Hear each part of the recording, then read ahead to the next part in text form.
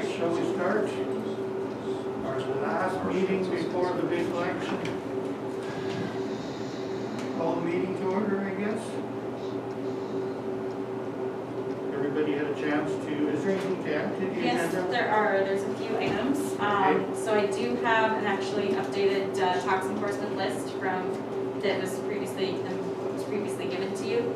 The only difference is it just adds the cost of advertising to the totals, and I'll let you guys pass that around. Look at it. There is an issue report from our Director of Finance and Administration with regards to an invoice from Regional Waste Management Corporation to be paid.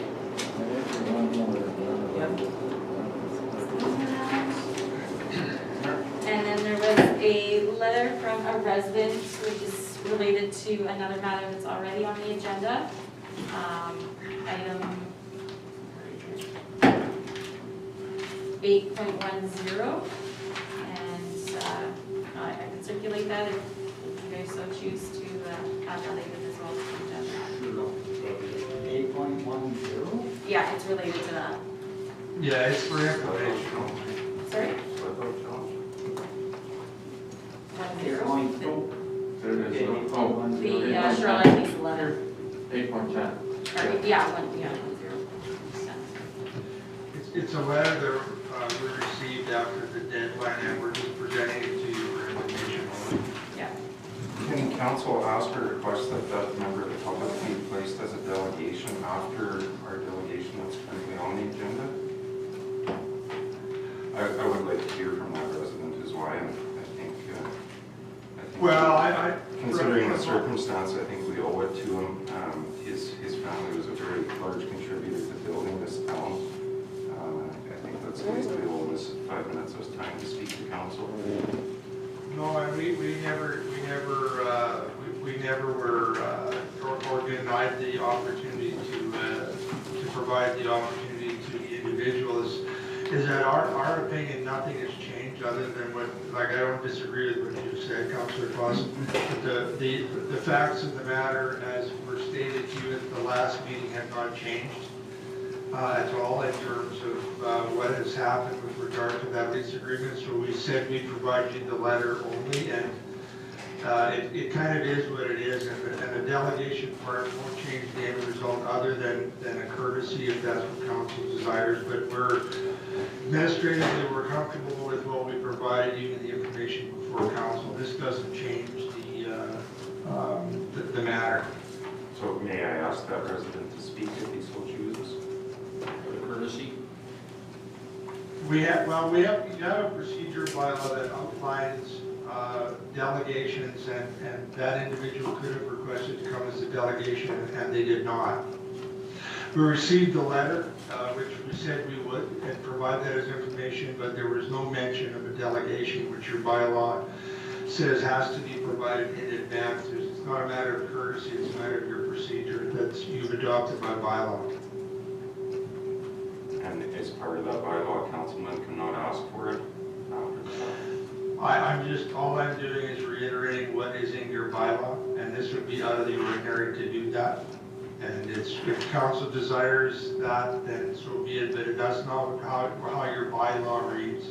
Is what I'm advising. Understood. For the time it takes as a courtesy, I would appreciate it if we could hear from that resident. So are you saying, are you saying that even if that resident were to be able to speak and do a presentation to council, it's all for naught anyway? No. Because What then I'm it's saying to you, kind of ignorant. what I'm saying to you, council, is that you have a procedures bylaw that identifies how delegations are spoken to. We've dealt with this matter twice, and you've been given information regarding the lease. The letter that you have before you is a reiteration of that, and there's no new information or evidence that's been provided to administration to change your policy. So there's nothing has changed. We accepted it because any individual has the right to write and address council, which we accepted, and we brought it to your attention.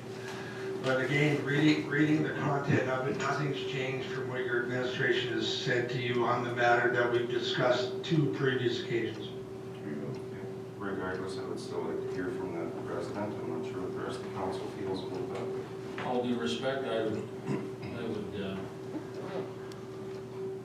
to hear from you, the vehicles, so We can table the lease until such a time as he does. Oh, I see. Oh, sorry, that's short.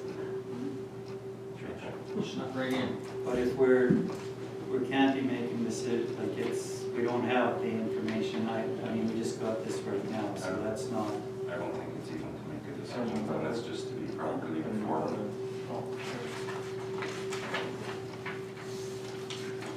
Well, sir, then if it's not to make a decision at all, I would suggest that you wait until the next council meeting when we will have a whole new council who will be able to make a decision. I know that's not probably what you want to hear, but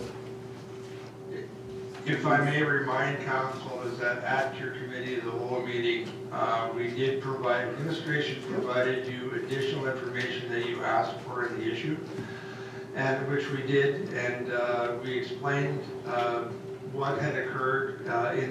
Since that meeting, there has been a letter sent to you by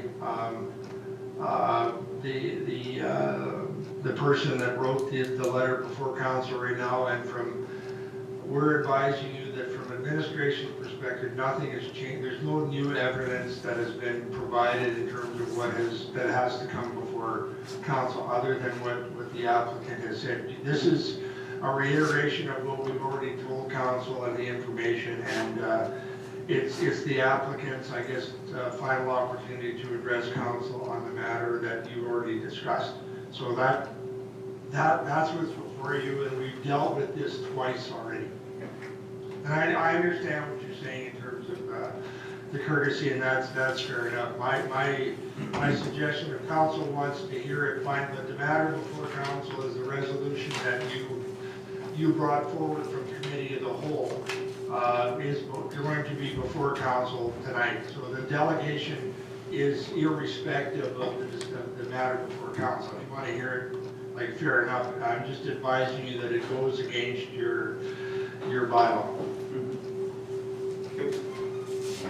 On the table more time than it would have taken just to hear the gentleman speak. all right, So let's decide here. Who wants to hear? I mean, a wrong term, but let's, all those in favor of him, I do, for sure. all those against? Only 3 in favor? Yes, If it's not, yeah, it's not gonna change it, it's all good, it's here, so how did you vote? Sure. That's here. Okay, Done. so let's do it again. All those in favor, put your hands up. We're okay, we'll hear it. okay. I will move to adopt the agenda with the additions. I'll second that. Okay, all in favor? It is carried. Next item is the adoption of the previous minutes, and we have a whole pile of 2 sets. First one, well, at least you have friends. I'll move to approve the September 23rd minutes. Need a seconder, please? Yeah.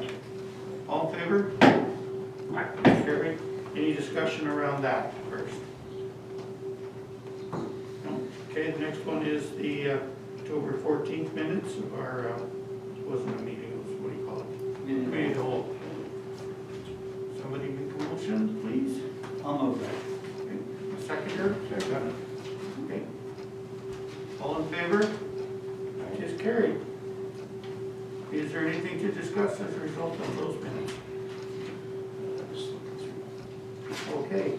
Delegations first. Delegation of Lot H Block, Doctor. So the individual actually is asked to phone in this evening for that. So we'll just get him on the phone here, just bear with me here. You bet. Everybody had a chance to look and see what the request is? property? I know it's on Orange Avenue. You know where Alec and Phyllis used to live down on Orange Avenue? Where who? Alec and Phyllis Robertson on Orange Oh, Avenue. yes. Right beside, Oh, okay. that's where. All I can see is the request to come to the meeting. I don't see what it's on. I'm right down to the Correspondence here? on the agenda. If you go down. Oh, on the agenda. Hello, Gary. Hi Gary, it's Allison here with the town of Laurent. I've got mayor and council here Right up. for your delegation. Just let me get to a quiet spot here. Just give me 2 seconds, sorry. Let that drill down, do we? Yeah, I wish. Sorry, there we go. How you guys doing today? Good, yeah. Right on. So what would you like me to talk about? Do you want my proposal? I'm assuming you read through my email there. Well, basically, if you say the whole works again so that everybody can hear it, and the press is here as well, and he hasn't had a chance, so let everybody know what's going on. Sure. How many people on council? 6 in the mayor. 6, right on. Oh, 6 plus the mayor, so 7, I take it? Yeah, that's right. Right on. Okay, so a lot of you guys probably don't know who I am, but I'm a dentist here in Saskatoon. I own 2 of the biggest clinics here.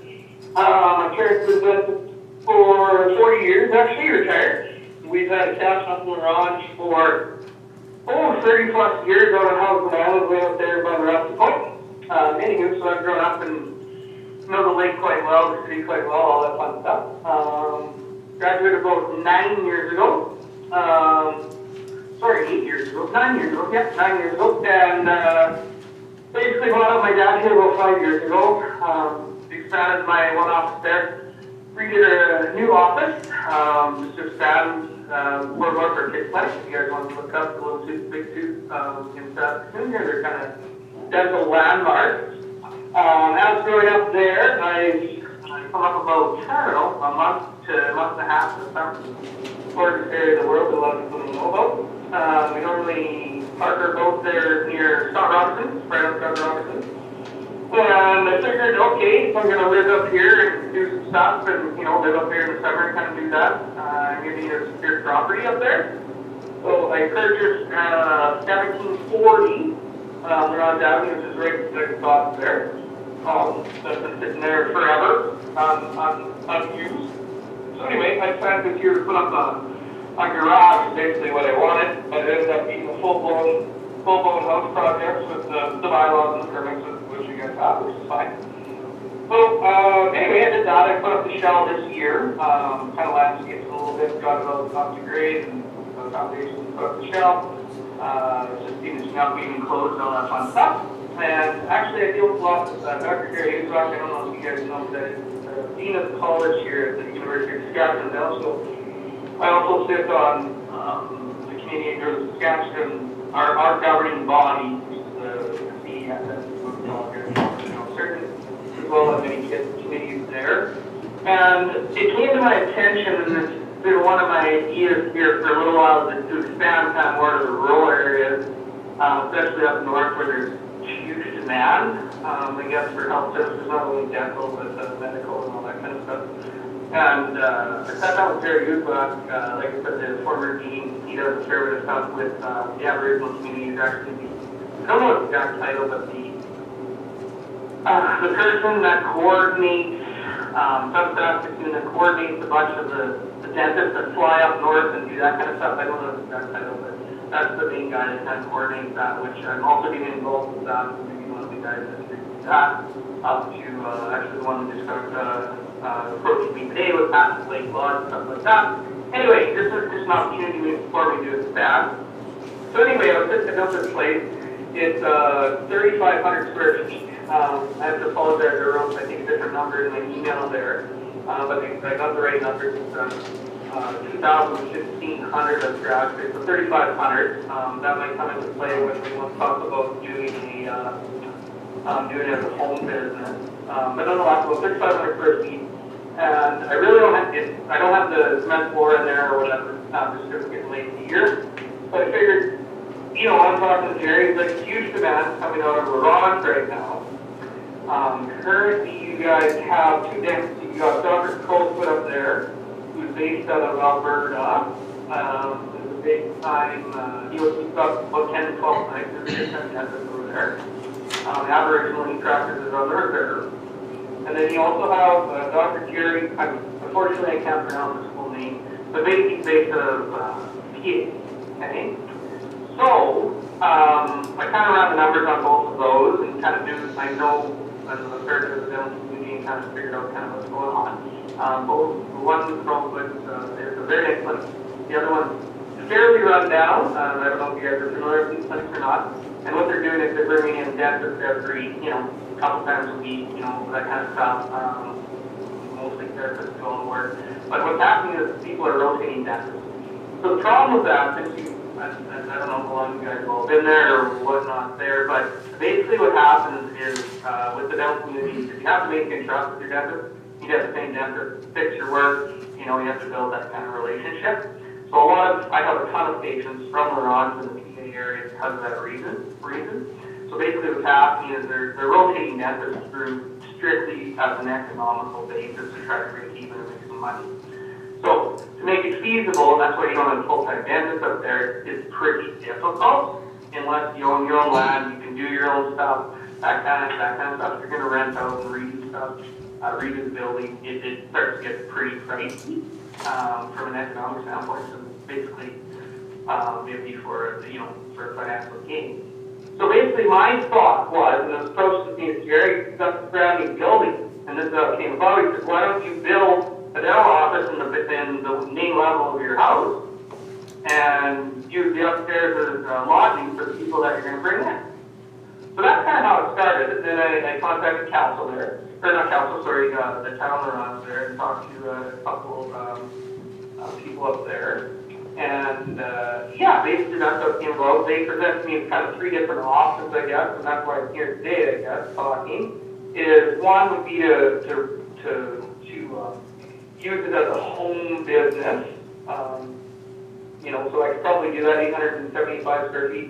The only complication with that, to be quite upfront, is there is specialty equipment, obviously there's dental chairs and x-ray machines and all that kind of stuff. Secondly would be to rezone it to a different commercial zoning or whatever you guys do up there. I'm not familiar too much with your zoning up there. Or, it doesn't really matter to me. I just want to present the option to you. I could care less if it's a permit or you change it to commercial, maybe you leave it as residential with a caveat on it, whatever, as long as it's a permanent thing that I don't have to apply for it or anything like that wouldn't change. Obviously, building a dental clinic is quite expensive. I just built one here in South, three ops right now, you're looking at $1 million. So I'd have to have some reassurance there, that obviously you're not going to change the zoning on me when you build kind of stuff. So that's where I'm at. Keep in mind that the current dentist there, Dr. Jerry, who did buy out, I think Dr. Fair, from my understanding, is run out of a residential space, from my understanding. Ultimately, I'm just trying to service the community. I think it'd be a good spot. I really like it up there. I have a very big office. I have over 14 employees in my one, and I have the staff to do it. During COVID, probably won't happen for a while, obviously. It takes time to build stuff, but so that's kind of my idea, to do the main level of the house there, to have it as a dental clinic, and the upstairs is kind of my lodging for the people that I bring in, the dentist on probably a 2-week basis per month kind of thing. And I just want to propose to try to get it rezoned or clarified for that or whatever we could do. Is there enough parking? Is there enough parking? Yes. 75 by 700 feet. I think there should be enough there, even in the back and the front. Probably, what do I have there in square footage? A double car huge garage, a single car garage, so you could probably fit, just from the top of my head, probably 10, 15 cars just to the one side and at the front. I would bet somewhere around there. Then the back, I have more than enough room for. There's not parking. I'm actually considering building another building or something like that in the back, so I think there's more than enough room for that. Have you talked to any of the neighbors around there? Carl Robertson, obviously, he's been a good friend of mine for a long time. His family Alex was a good family friend of ours. Scott, Karen, all those guys. So yeah, he'd be fine with it, I do believe. The other two I don't know, I just met recently building, or the other 2 or 3, I guess the one across the street, I have not. Questions, you guys? Just a couple questions here. So, I do see that in our background here, it says you are the property owner, so did you purchase the property already? I already purchased the property, yep, back, I think it was last year it was. Well, congratulations on being a property owner of the town we're on first. Oh, thank you. And then secondly, the question I had is, you talked about the high demands for a dental practice in the area with a couple of people already practicing. Is there a reason that you didn't look to purchase land in the downtown core? There's 2 separate reasons for the downtown core. One, building a dental office is expensive, and this is what you need to consider. The main part of the expense that comes to dental offices is the plumbing, heating, subfloor, everything runs through the ground. Okay? There's nothing that's overhead, anything like that. To retrofit a commercial building, I've done it, you lose a ton of money, like hundreds of thousands of dollars. What happens is you gotta dig down, there's a certain depth you gotta go, there's suctions that have to go in, they're high powered. I mean, my suction unit I bought new is $38,000. So you're thinking if you gotta go to an above ground suction kind of thing without the if there's already a subfloor in there, it gets expensive. That would be the main reason. 2 is I need to control security on it. The problem with being downtown, I mean, you got the bars down there, you got the liquor store, you have all that commotion. I would like to prefer to stay around away from that, considering I have some Class A, Class 2 narcotics. I have nitrates in there, there's some needles, there's a whole bunch of medical grade stuff that I don't want anyone getting near. So the security system has to be top notch. To retrofit that in the building as well is doable, but once again costs more money, but we're talking a different level of security, as what mostly is required by law. I know that a couple of dentists, I know those 2 dentists, I know Crowfoot has a good setup, the other one not so much, but if you're going to house any of that stuff that you need to provide an adequate dental office, you need the top-notch security. So those are the 2 reasons I haven't.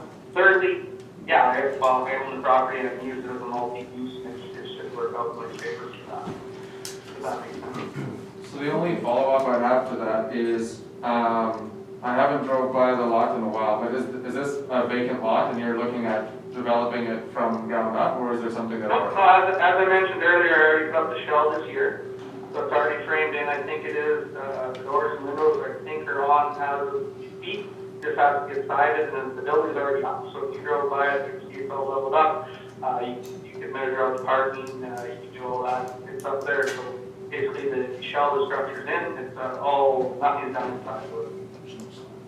Have our staff made any recommendations on this, or have they talked about it yet? It's further on the agenda. Dr. Holden, how many days a week would you intend to be open? Would it be a 5 days a week type thing, or more of a Trying to matter dictate that. With COVID, it's been very difficult in my 2 offices right now, but as, let's say, COVID goes away and we're talking a year ago and what's going on, let's say that, or let's say a year from now when COVID is hopefully under control, I'm going to think of being open pretty much full time.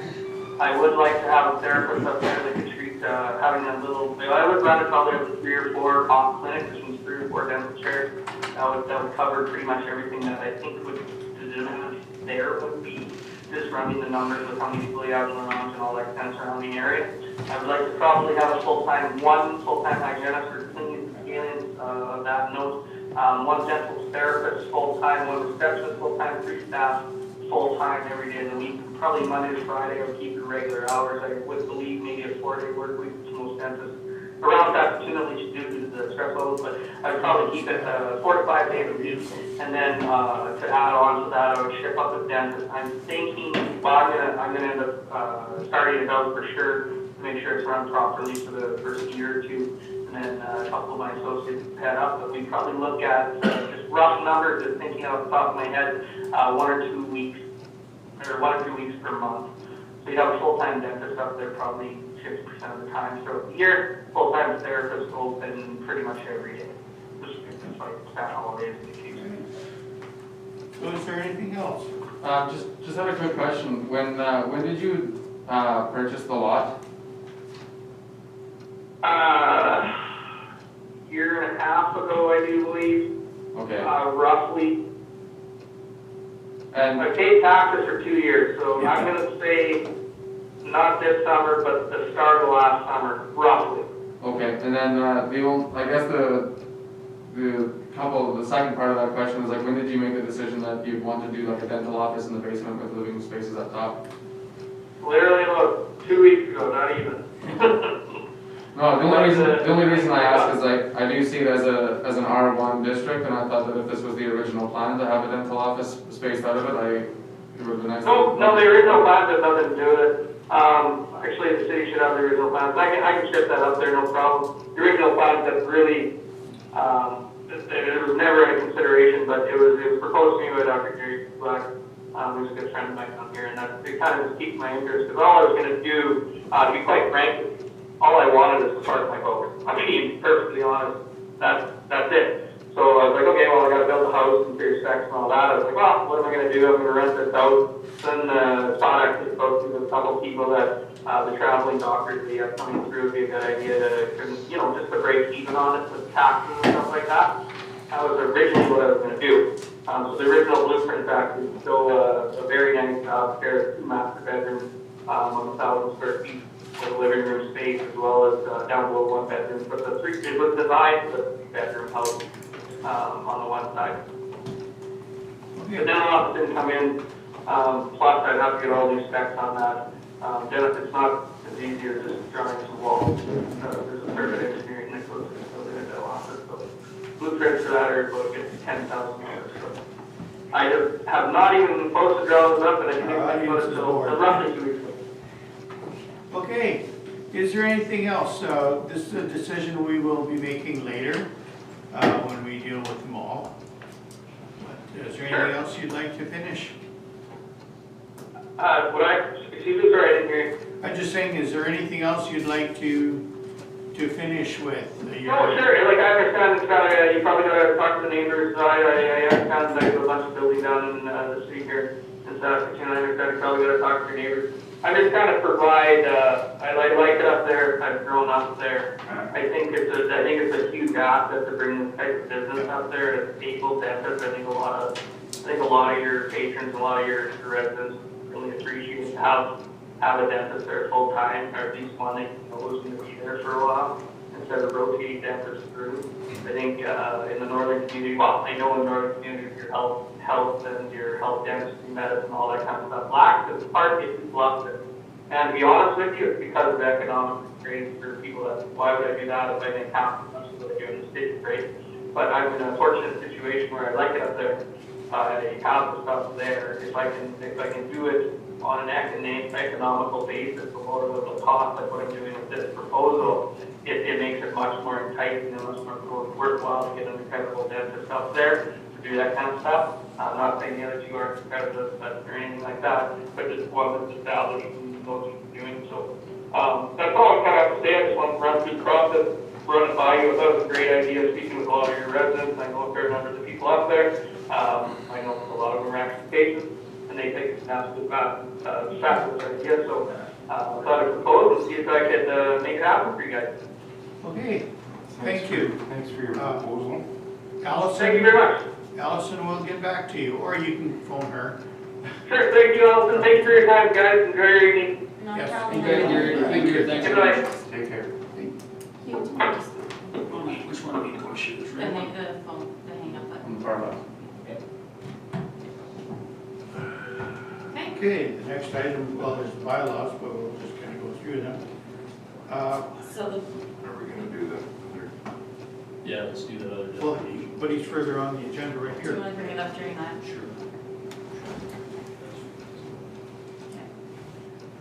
Okay, The bylaw 638/20, the public hearing, as it is, and also 639/20 public hearing, we have to have that, as we do have the zoning bylaw and OCP amendments. It's a requirement by the Act. So both bylaws, no comments or concerns were received from the public, but we still. Which ones are these? What are they for? Over on Finlayson? Yeah. Oh, right, Transfer okay. from a commercial to a, or back to a commercial. Back to- You're for the, Yeah, for dogs, right? yeah. Yeah, okay. So, So, the question on that one I had was, why is If that? we're, or actually not sorry, if officially we're discussing right? that, any Yeah. particular conflict, are you discussing? I don't think so. I would like to ask a question about it. Okay, I'll leave for sorry. now.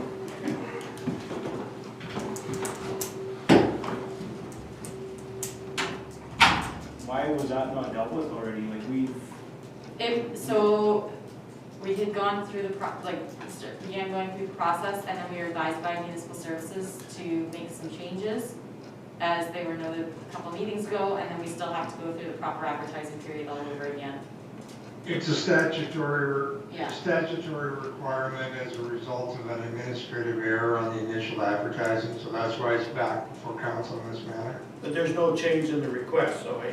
No, Yeah. no, there's not. No, I just feel bad for them that Yeah. it's been 2 months. Yeah, but following this, that'll, and then subject to council's, Yeah, it's approval not, of it's it, not then, their fault. Yeah. There was an administrative error made, and now we've corrected it, we've got a public hearing, and now the matter's before council. We have had no objections.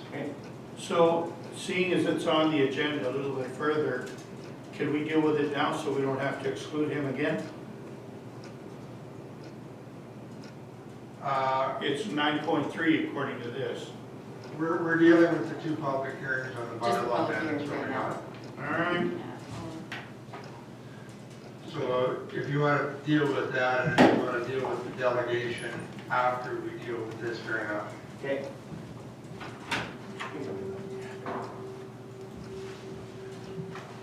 So just to be clear, we're hearing there's no one in the audience or otherwise, we need to record that for the record. Any objections to the bylaw Yeah. amendments? Allison, you want to just state there's been nothing, there's no objections? Yeah, there's been no objections and nothing received at the town office either. this is to so- both of them, right? 638 and Correct. 639? Yeah. That's right, that's for the information to council for the record, yeah. Okay. Shall we move on? Yeah. Development of lot, that's the same thing, delegations request to council. So this is to discuss that delegation. Shall we do that? What do you want to do with what we just heard? Well, administration is recommending against it, and I don't know if, like, the gentleman on the phone indicated that the sizing in here is wrong in this analysis section where it says 2,500 square feet. And you're allowed 25% of the building for home-based business, which was 650 square feet, but that would increase to 875. Now, does that have any bearing or impact on that analysis, Dean? No, it doesn't.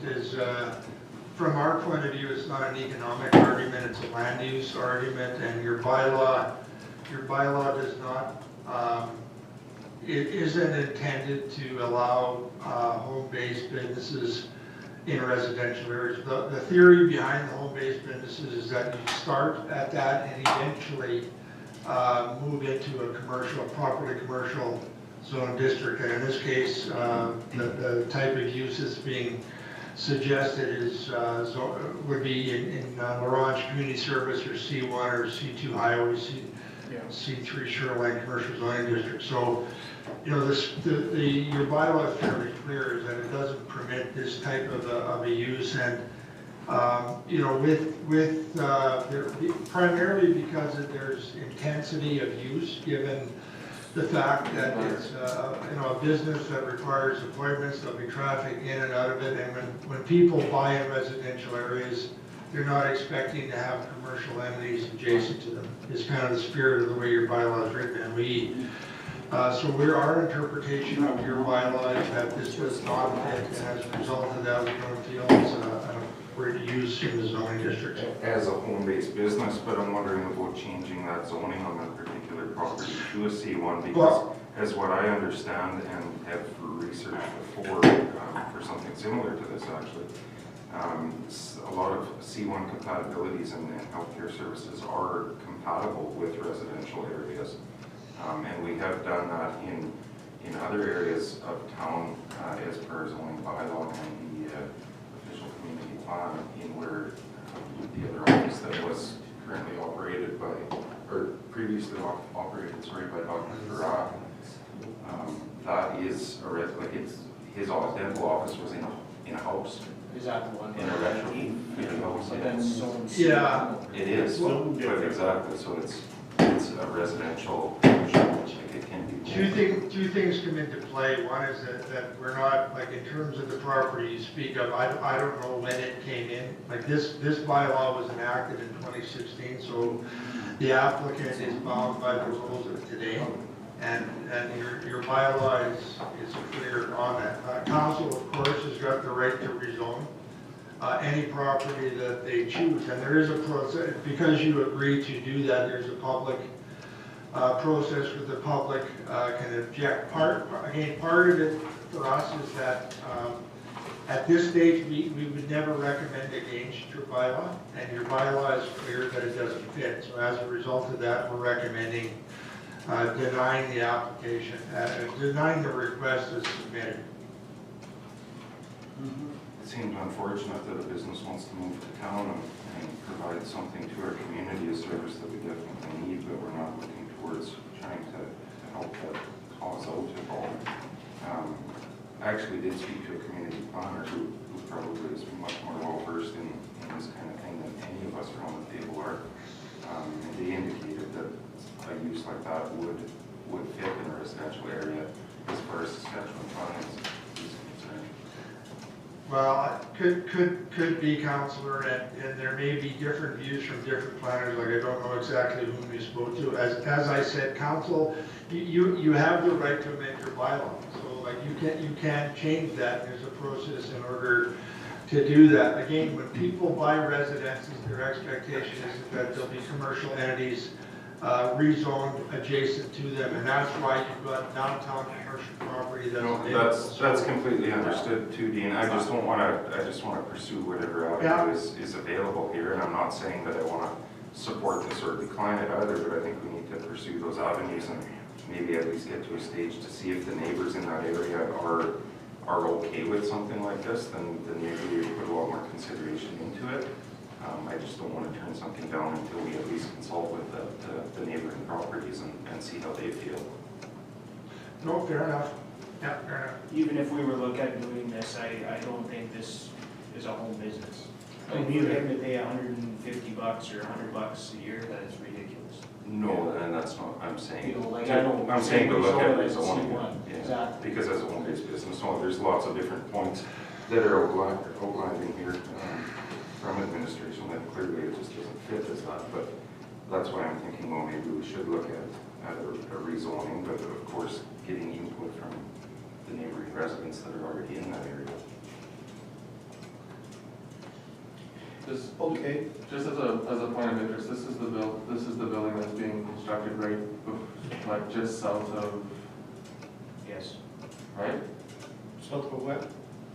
I can't say names, but it's the one on the Ron Avenue just as you're going up the hill. The Right? hill, yeah. So, the one thing I have to say is that, is there anybody in conflict on this? Nope, other than administration, because of the way our bylaws are written, so let's proceed with taking it to the next level of consulting with the public, and if we can bring a healthcare, a doctor to our community, I think it's in the best interest of our community to take this to the next level and do some further consultation to see if we can make this work.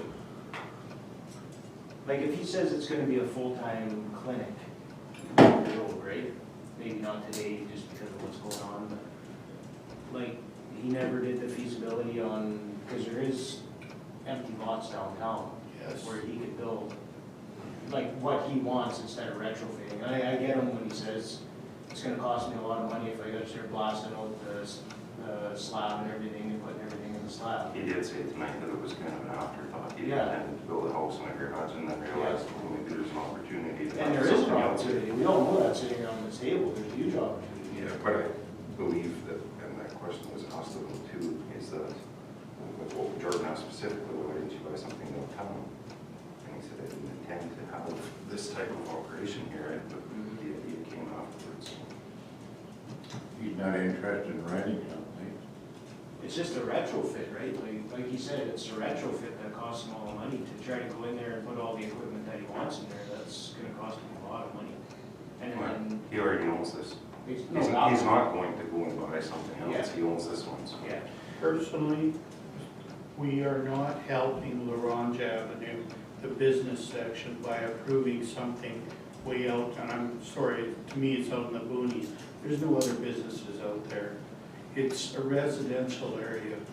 If somebody wants to set up a business, I don't care what kind of business, there are a lot of vacant lots, there are a lot of vacant buildings on LaRange Avenue. Is that important to you? It's also not a high-density residential area. I don't think something like this would fit on Sonat Crescent or on Studer, where most of the houses are side by each, but I do believe these lots are like 500 or 600 or 700 feet deep, like they're quite large. Yeah, still. I don't know, but how many of these do you think would be operating in Saskatoon, would be like in that kind of area? There's multiples. Is there? There's, And I think a larger part of this too is if we're trying to support business owners and people to come in and start a service that is needed in our communities, then we can look at some places down in our downtown core that might be better suited for this and provide some incentives on whether it be tax abatement for years so that they are able to invest in our community and fill up our downtown core with many services that may be needed in our downtown core. yeah, and that's the ideal situation. I think, Jordan, I don't disagree with that at all, but I really think when somebody's willing to invest in our community, I think we need to do what we can to. Is it investment or is it a tax abatement or tax, what do you call that? It's how they deal with their money, it's not our problem. Well, I still back the argument that an individual is looking at bringing further health care to our community, whether he's set up on LaRange Avenue, which he's flatly denied because of what he's seen. He was very politically correct the way he explained the downtown core. But we all know that there's a huge issue with the downtown core out, not right now, it needs to get cleaned up. And he's made it very clear that if this is not an option to him, he probably may not. He may or he may not. He's asking for the town of LaRange to allow him to move another healthcare facility into our community. And I, again, will reiterate what I said earlier. Let's bring it to the level, talk to the residents within that area, see what they have to say. so we just, I would say that regardless of what the perception of our downtown core is, the only way that we're ever going to improve that is by having people invest in our downtown core. And if we continually allow for things to be taken away from our downtown core, home-based businesses put into residential areas, I just don't think that that's not being pro-downtown core. It's going to take investment to do that, and if we can partner with people to increase the valuation of our downtown core, I think that's one of the best ways that we can do it. I think if we can agree upon one thing, if this does go through, it's not a home-based business, right? No, I wouldn't think so. Okay, so it's either we're changing the zoning to fit this, and that's it. No home-based business, because it's not a. It doesn't fit the criteria. We're getting too many home-based businesses, and that's what's killing the commercial, the industrial area. Everybody's running it out of their house, and it's like, it's a hell of a lot cheaper. When we had a dentist downtown, was that rezoned? it's been there, that and Penny's, No, it's been there for years. He went, like, It's like, the dentist that retired, was working out of the same place he lived, right? Right. And was that rezoned to allow him to do that? is Because that, if it was, we should kind of do the same thing, but if that's a different, If he was living in a C1, but yeah, I I mean, think if that, I if honestly. it was an don't- allowable use in that district, and then this isn't an allowable use, then I get that, right? But it's, Go ahead, George. Sorry, the only thing that I can think of is this is directly across from the Giant Tiger, right? Right. So when I look on the zoning bylaw map, it is rated as an R2, and when I look in the zoning bylaw, it is rated as something that can have mixed use, so it is something that is a discretionary use, that somebody would put an application and got approved for.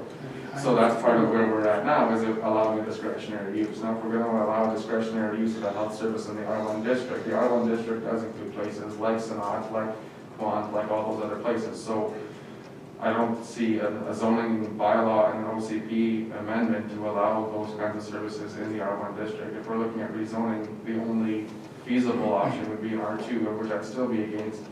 Because for the most part, when we develop a zoning bylaw and a map and permitted uses of that, it's because we have a plan of what our community will look like in all of those areas. I think that plan needs to remain fluid though too, to accommodate. So are we making a decision tonight, or are we gonna put this off?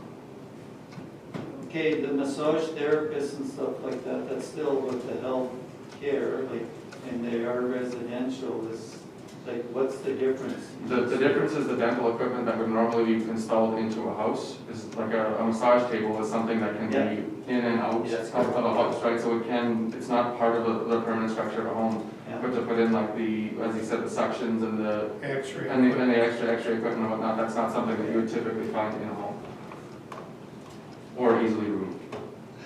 So Dean, under R2, Plus other under other R2, is that, considerations as well are increased density in the area needs to be considered.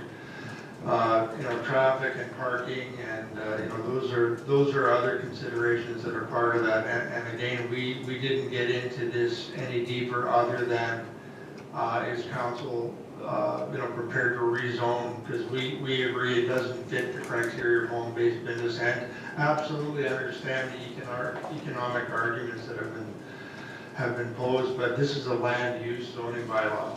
It's not an economic development bylaw, and part of it is that you need to determine as a council what are appropriate uses and appropriate areas, which you've done and passed in 2016. So that's the matter before you.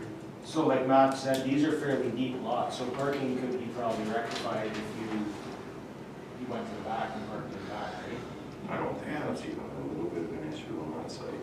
No, there's like adequate, I think there's 600 or 700 feet deep, but. yeah, but there's that rock cliff on the map side too. There's a road that's really Yeah. bad. And there actually is quite a bit over. Hey, what are we doing? as well. So Dean, will something like this dental clinic fit in an R2, or would it have to go to a C1? Like I believe in C1 it's a permitted use, and in R2 it would be a discretionary use.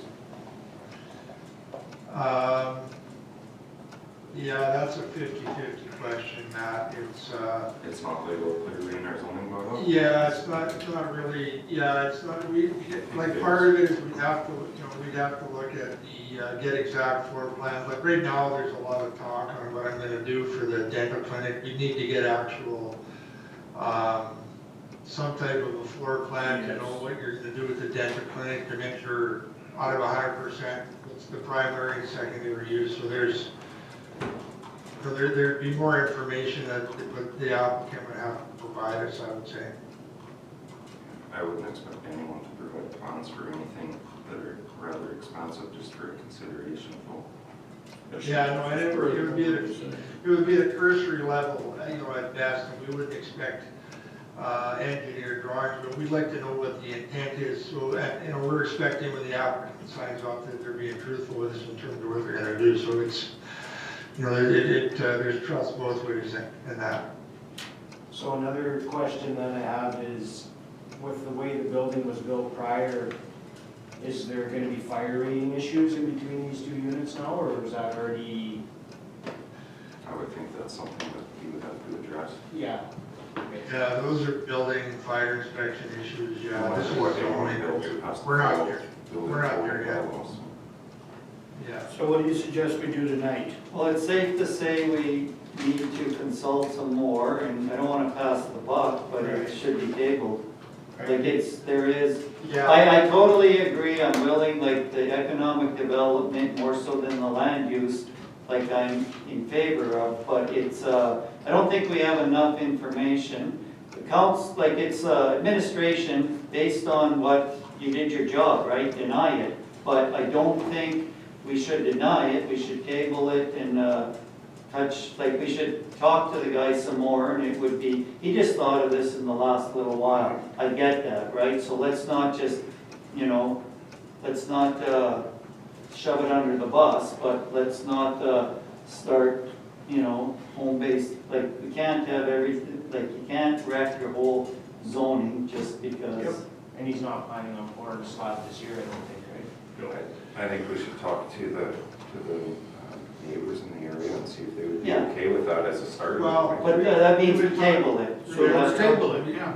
I think We should only look at talk, some we only options talk to for the it. neighbors if you're gonna propose an amendment, like, otherwise, that's not the process that needs to be done here. I think, from our point of view, if council's agreeable, tabling makes sense Yes. to gather more information and, we can provide that back to council and, speak to the applicant, get a bit more information about it and then kind of go from there. Can I add to that tabling or requesting maybe to get an opinion from a planning body? From a community planner? Yeah, I don't think there's a whole lot to think about on there. That's the people that decide about the planning and zoning all the time, so. Well, the jurisdiction, just with all due respect, the jurisdiction here is the town of Orange, and I mean, we're, like, I think. Well, I understand jurisdiction being two here, but what I'm saying is we are not all experts on planning and zoning, and people in that office are, and I would appreciate an opinion from them, that's all I'm asking. Oh, and that's fair enough. I think if we spoke to 4 planners, we could get 4 different perspectives as well, as all the one I'm saying. And we can Right have- wing versus left wing. So what further information are we looking for from this particular individual? What exactly they're gonna be doing for the dentistry in terms of space and everything else, because I don't think we have all of that as we learned tonight. Looks like So it's in you need this it to document here, actually. I move that it's tabled. Thank you. Do we have a seconder? Tabled with an opinion of the planning. I move that it's tabled for further information. Yeah. That's, Do you have any idea of further information as to what you would like? I think we've got enough to go on here, council. I think we've understood, we hear what you've said, and we'll get additional information and consult with others on this as well. Thank you.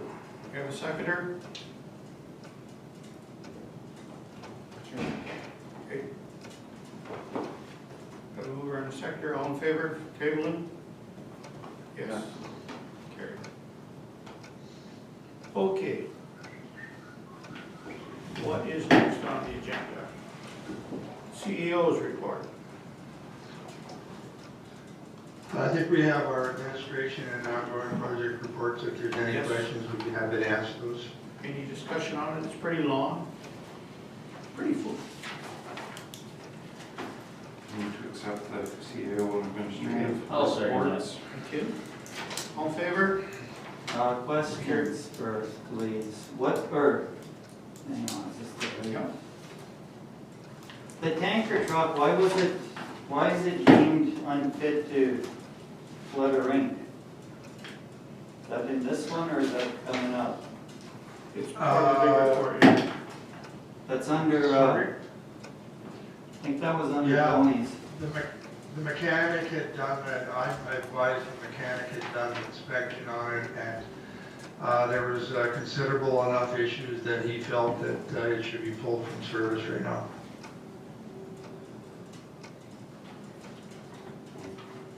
I had a question on one item.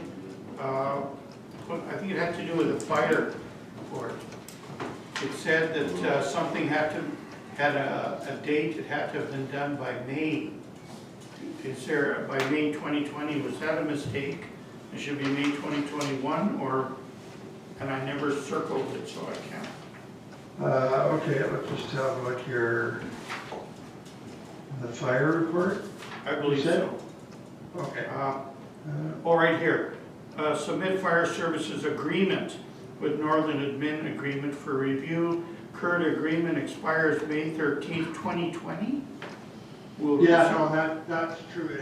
It has expired and the province has agreed to carry on with the existing agreement. If you recall, council has reviewed that and we forwarded the information to the province and, you know, partially because of the election writ, no action was taken on it. So I'm hoping we'll hear something back.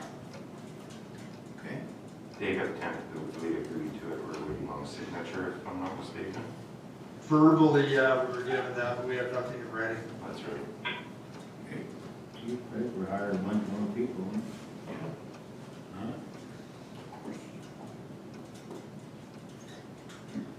You know, people want to work hard. Do we know when the roof in the Wolves Den is gonna get completed?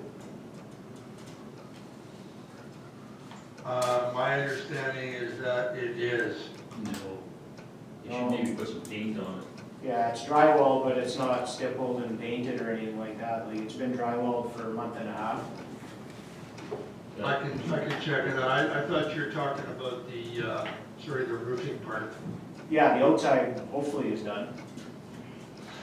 Yeah, I can check on that.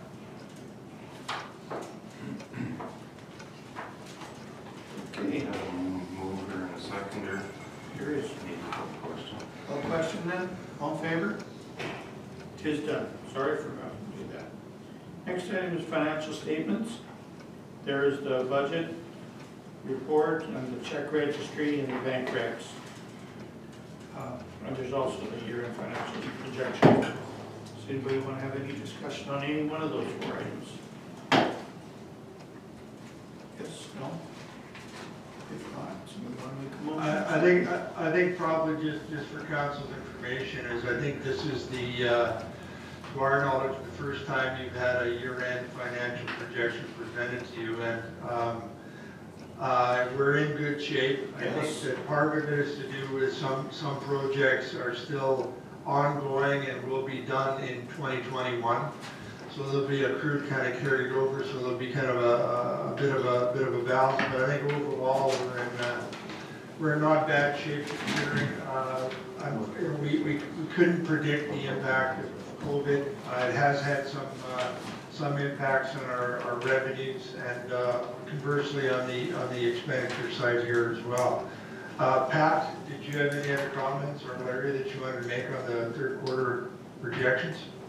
Not really. The only comment I would make is, you know, we have received advanced funds for next year from the Northern Trust Fund, so they will be accounted for actually in next year. They would be moved over. But as Dean said, I think we're in fair shape. If I may, the ISIP project that was canceled with the new program, we resubmitted the application. In all fairness, should have brought it back to council. You want to say what it was for, Larry? Sorry, it's for the trails.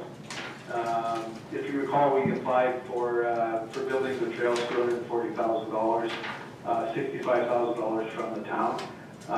That in the first round was turned down.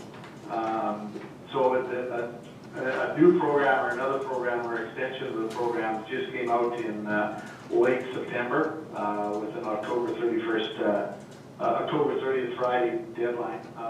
So in advance of that, we did resubmit the application. However, if council desires for it not to proceed, we can pull the application. You did approve the money in budget, so that was kind of the basis to resubmit on, but again, it's your choice whether you want to proceed with that or not. I think we discussed that at length already, and we continue along that course if there's another option available. Unfortunately, we got the first grant was turned down, but we did talk about it at length. We should continue on that route. So with some of the surplus here, Larry, that we're looking at here, is that, like you said, that's money that's already allocated from 2021, so we're gonna be moving some of that forward? Some of it, I did some more recalculations, and you're looking at sort of the surplus in around a little bit less than $1 million when it all shakes out. The advantage I think that we have this year with the amount of surplus is that, you know, in a lot of cases, we use 3-year averagings, and, you know, this year obviously wasn't a normal year for the average. However, we think that we have a good, a very strong baseline to kind of build from for 2021, and probably can fine tune the next administration would be in a better position, I think, to fine tune it, because you're dealing with probably more accurate numbers than we inherited. Thank you for that. Yeah, thank you, gentlemen. There's been a lot of work going into that. My hope is that the next council actually gets the stuff done that they approve. Just- I'll move to approve all financial statements. Okay, seconder, please. I'll second. Any further Larry, discussion? Or? Just one question, Mr. Mayor. Larry, did we need a resolution on the ISEP thing, or was it okay as is? I think it was okay as is with the existing resolution of support. Okay, thank you. Okay. So, given that, all in favor? Unanimous. Thank you, she's carried. So now we're going to, hang on. Next item is Canadian Sled Dog Challenge. What? I'll move to approve the in-kind request of the 2021 Canadian Sled Dog Race to use Patterson Park for the event on Wednesday, February 17th to Saturday, February 20th, and for the town to provide snow removal in Patterson Park, garbage removal, and use of the electrical panel. Okay, I'll second. thank you. Any further discussion? All in favor? Against? No, all in favor, yes. Okay. Next item, I can't see on the agenda here, or I can't see in my notes. Payment us. I'll That's move it. that council authorize administration to proceed with the implementation of the Paymentus electronic bill payment platform for a term of 5 years, providing the terms of the agreement are acceptable to the administration. And I will second. Good show. Everybody understands what we're doing? Discussion? All in favor? Aye. It's carried. Okay. Next item, return title. Okay, that property. I'll move the council agree to give consent to return, for the return, of Block V, Plan 71PA 13973 to the town of Orange as outlined in the request letter, including the 30-day redemption proviso, and furthermore instruct Director of Finance and Administration to contact agreements and Agam get this decision. I'll move. I'll second. Seconded. Any further discussion? We all know what we're doing here. All in favor? Just carried. Good show. Okay, 8.4 is the big bill from the police. No, before we get into that, Ron, I did have a copy of the contract at home there, so, clause 3.1 in that agreement, it says amendments to this agreement may be negotiated by any of the participants. To me, negotiated, it's not give us an invoice and we pay it. Pat, would you like to comment on that? She's not here this evening. Oh, okay.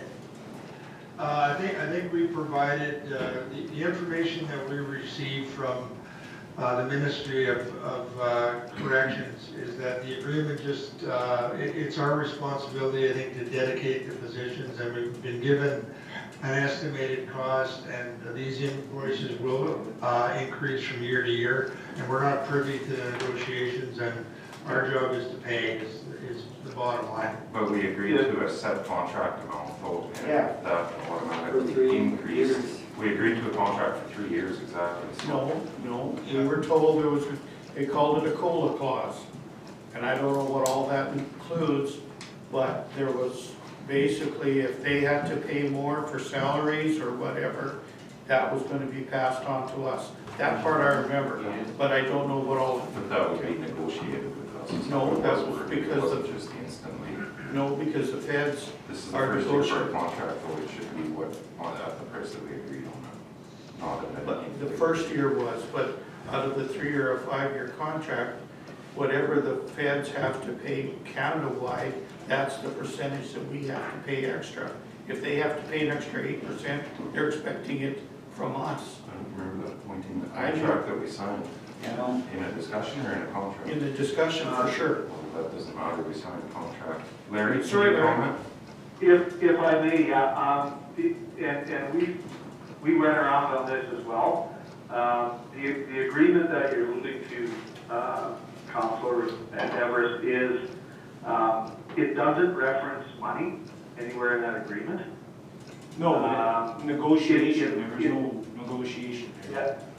Yeah, it references further on, that the money part, it references near, or somewhere in here, the money part is actually under your provincial agreement, with finance, and policing, I believe. I apologize, I can't remember the exact name. So the money part is actually, as the mayor mentioned, it will increase, based on cost of living and those kinds of things. So this is, The rest of this agreement is valid, because we were looking for exactly that, is the money part, and the money part is actually in your main policing agreement as far as what the wages are. so this is the same kind of agreement that we have with, RCMP with the 2.5 members or Yeah. whatever that Yes. we paid for? Yes, yeah, exactly. Okay.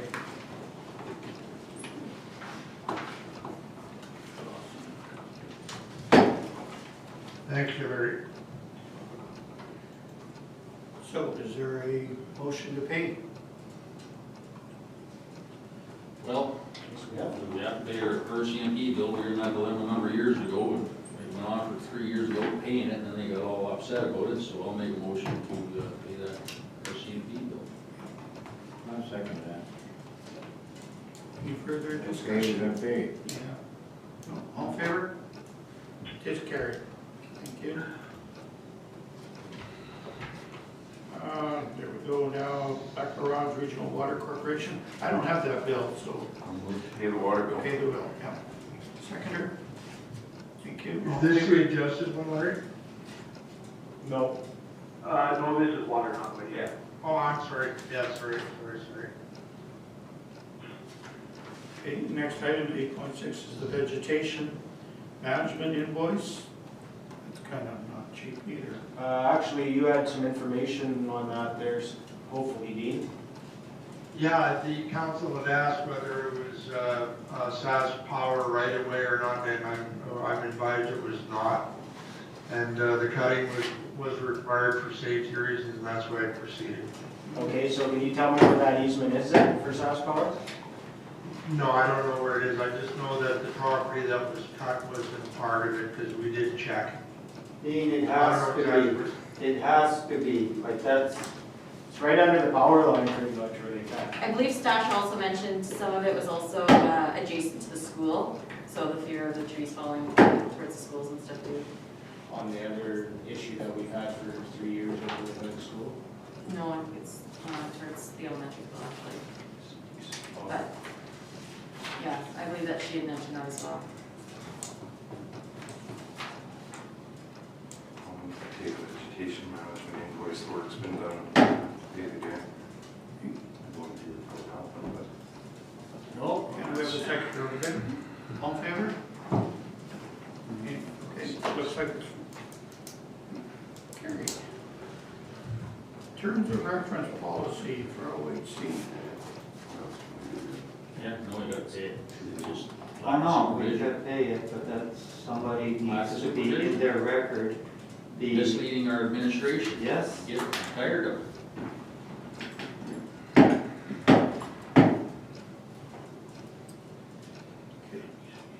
OHC bylaw.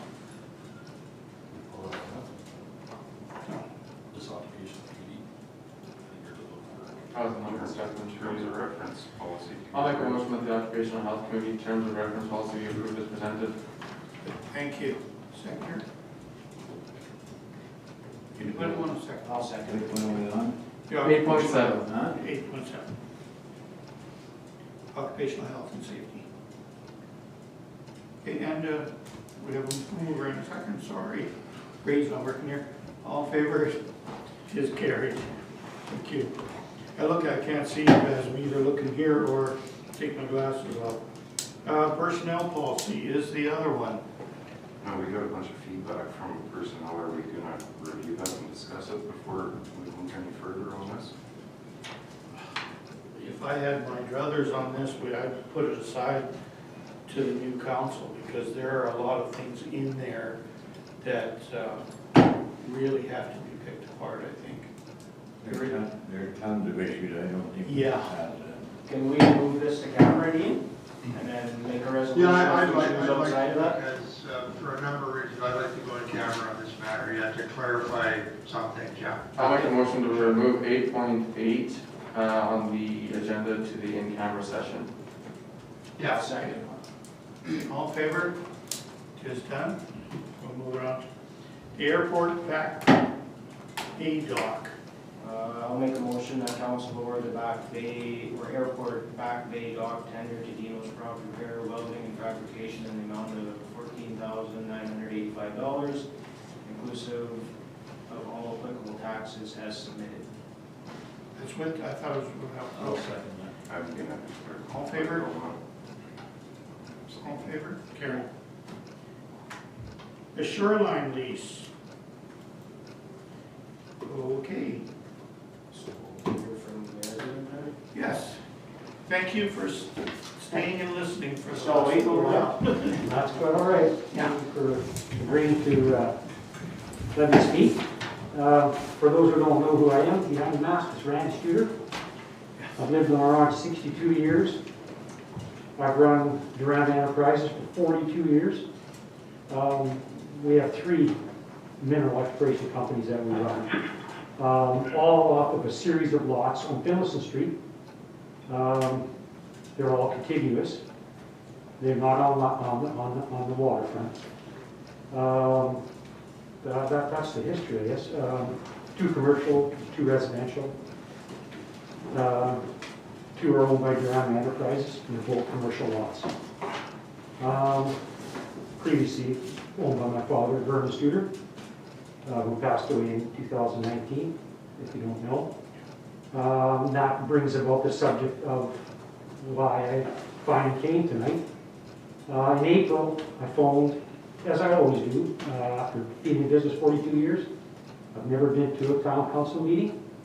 I've always, any matters we've had, we put it to the administration, and whether it went to town council or not, I like the town of Orange. Obviously I wouldn't be here. My family's raised here, my grandkids are partly here. So anyway, my dad passed away. He had a shoreline lease. My dad ran his business out of his house for probably 30, 40 years. I don't know how long.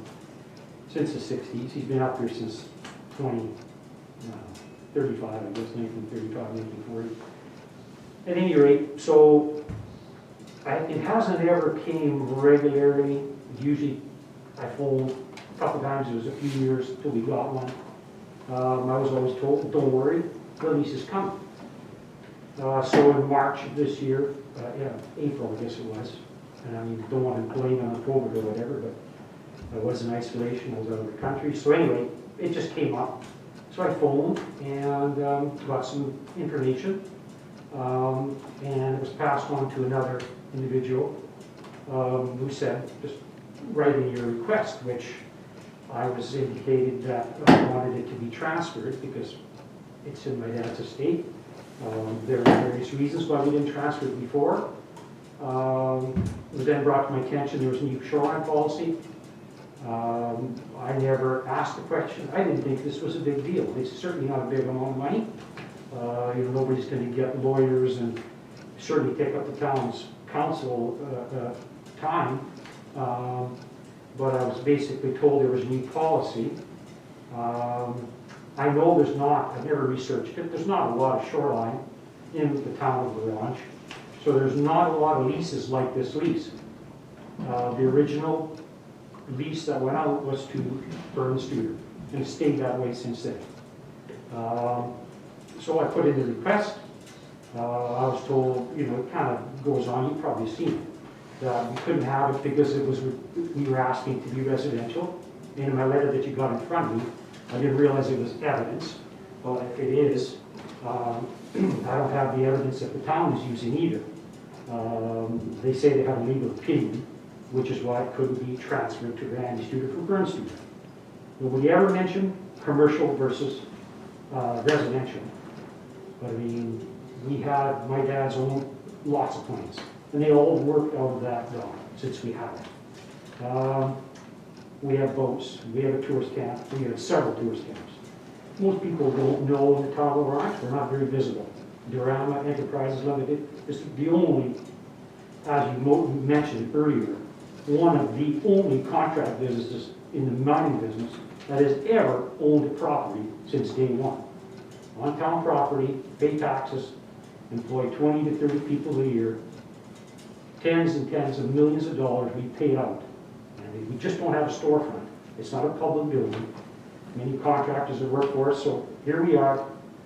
We didn't have the right, or we weren't even suggested by the town administration that this can't be transferred. Why does it need to go to town to get turned down? And then very shortly thereafter, I believe it was because of the green space, and I understand all that. And it was green down there. There was no dock for quite a while, but you could park. It says you could park a boat on the shore. It's access to the lake. It was maintained. We cleaned it every year as scout groups when we were involved for 10 plus years. We planted trees, the one lone spruce tree that's there. My guys, my crew, we planted that, and it still grows there today. You know, we weren't told to apply for anything other than just to do this. I mentioned to the individual, I really wanted to come. I don't know the exact words, I don't want to quote it, I didn't write it down. It's not really part of my job. But I didn't come, I didn't think it was necessary. So I got turned down. Now lo and behold, another business owner is applied for that, something that I thought was gone. It was just going to be a little piece of green place, part behind the big old, Patterson Park, not Patterson Park, Reese Park. Just a little wee piece of there, 50 feet. It's just a small little piece of shoreline. So I've seen this. I got advice that I should write a little bit more detail. I didn't know I should ask to be on delegation. I finally just decided to come. I heard that you can do that. And you have to be asked to speak. So thank you for listening. I really don't understand when there's only a few people on the shoreline and you make a new shoreline policy, why you wouldn't let your taxpayers know. I don't know what else to say. We've been here a long time. We've been a lot of business in this town that wouldn't be here if it wasn't for a company like ours. Rod Spooner, Michael Eaterhouse, Durama, there's all kinds of them. They've all come, they've all gone. There's only one prime exploration contractor in Orange, and that's Durama. Companies like Orano told me last year, we didn't think there was any here. We haven't been tendering to anybody in Orange. We spent 15 plus years in Thompson working for Inco. Brought all our groceries in Orange, all our men out of Orange, kind of put a void so we weren't around. So just to give you an idea, we're back in, they put us back on their list. There's not a lot of work in our business, it's up and down. But yeah, this is just something I feel is not right. I don't know how administration could mislead and then help someone else or advise to someone else. And this individual, I don't want to say the name, everybody knows. He'd already talked to me. So he well knows my position, and he well knows that I got turned down, and yet he goes and applies. And the town doesn't even have, I don't know what the rules are, but when you make a new policy that affects your taxpayers, they have a little lease. Why weren't we notified? Why didn't anybody write us a letter? I mean, it's not as if you've got 1,000 shoreline leases, is there? So they just, pulled the lease. It hadn't been renewed anyway. They didn't send us a renewal. When was it going to come? Sometimes I got it 2 years. We always paid it. It's $50. Maybe it's 100 now. It could be 200. It wouldn't matter. Point is how do you just pull that lease? If there is no grandfather left, no grandfather clause left, what's the point of making your policies? You know, so I don't know, there's no way you can go, I'll use the word legally, and put that lease out to somebody else. If it's going to be approved, it should be offered to Durant Enterprises or to the Studers, and if it has to be commercial, it'll be commercial. I mean, Durant will put it in our name, it could go in North Saskatoon, that was my dad's company. It's still totally, perfectly alive, has a bank account, and we do mining deals. So, I mean, I don't know, there was never anything come from the town other than clean up, you know, and gas tanks that are cooled. We followed all those, that's the last things I got, and they were all taken care of. There's been nothing down there for years. Nobody said they're happy. It's a lease that we have, and it was taken away without, I believe, due cause. So, that's, I guess, probably. What was the last year it was paid? Pardon me? What was the last year it was paid? Well, I Like got just- last year's lease right here. Okay, so you, It expired in December, it was a yearly thing. It expired in December 31st of 2019. 2019, yes, yeah, and I have, and I have. No, that's, I don't, No, like it's, that's right. when this came to us, it was like, what do you, like it would, okay. I truly believe that it would be, if it was, because passed away, whatever, and it's green space, and it would be, okay, I can agree with that. But it, and then it came across ours, and it was like, honestly, in my opinion, you should have had right of first refusal. And it's like, if you guys weren't interested or whatever, then it's there. But it was the information, we got snowed on the information we were given, in my opinion. So, thanks for your coming. So I agree with that. And thank you, Mr. Studer, for coming in. I certainly appreciate hearing you speak to the topic instead of seeing this in a report. It's much more real, I guess. And again, I certainly appreciate what your family has done for this community. And I as well don't agree with how this has all happened. When that shoreline lease policy was being developed, council members that were involved in it, I remember this vividly, were very clear that we would never attempt to or take away anything that somebody already has.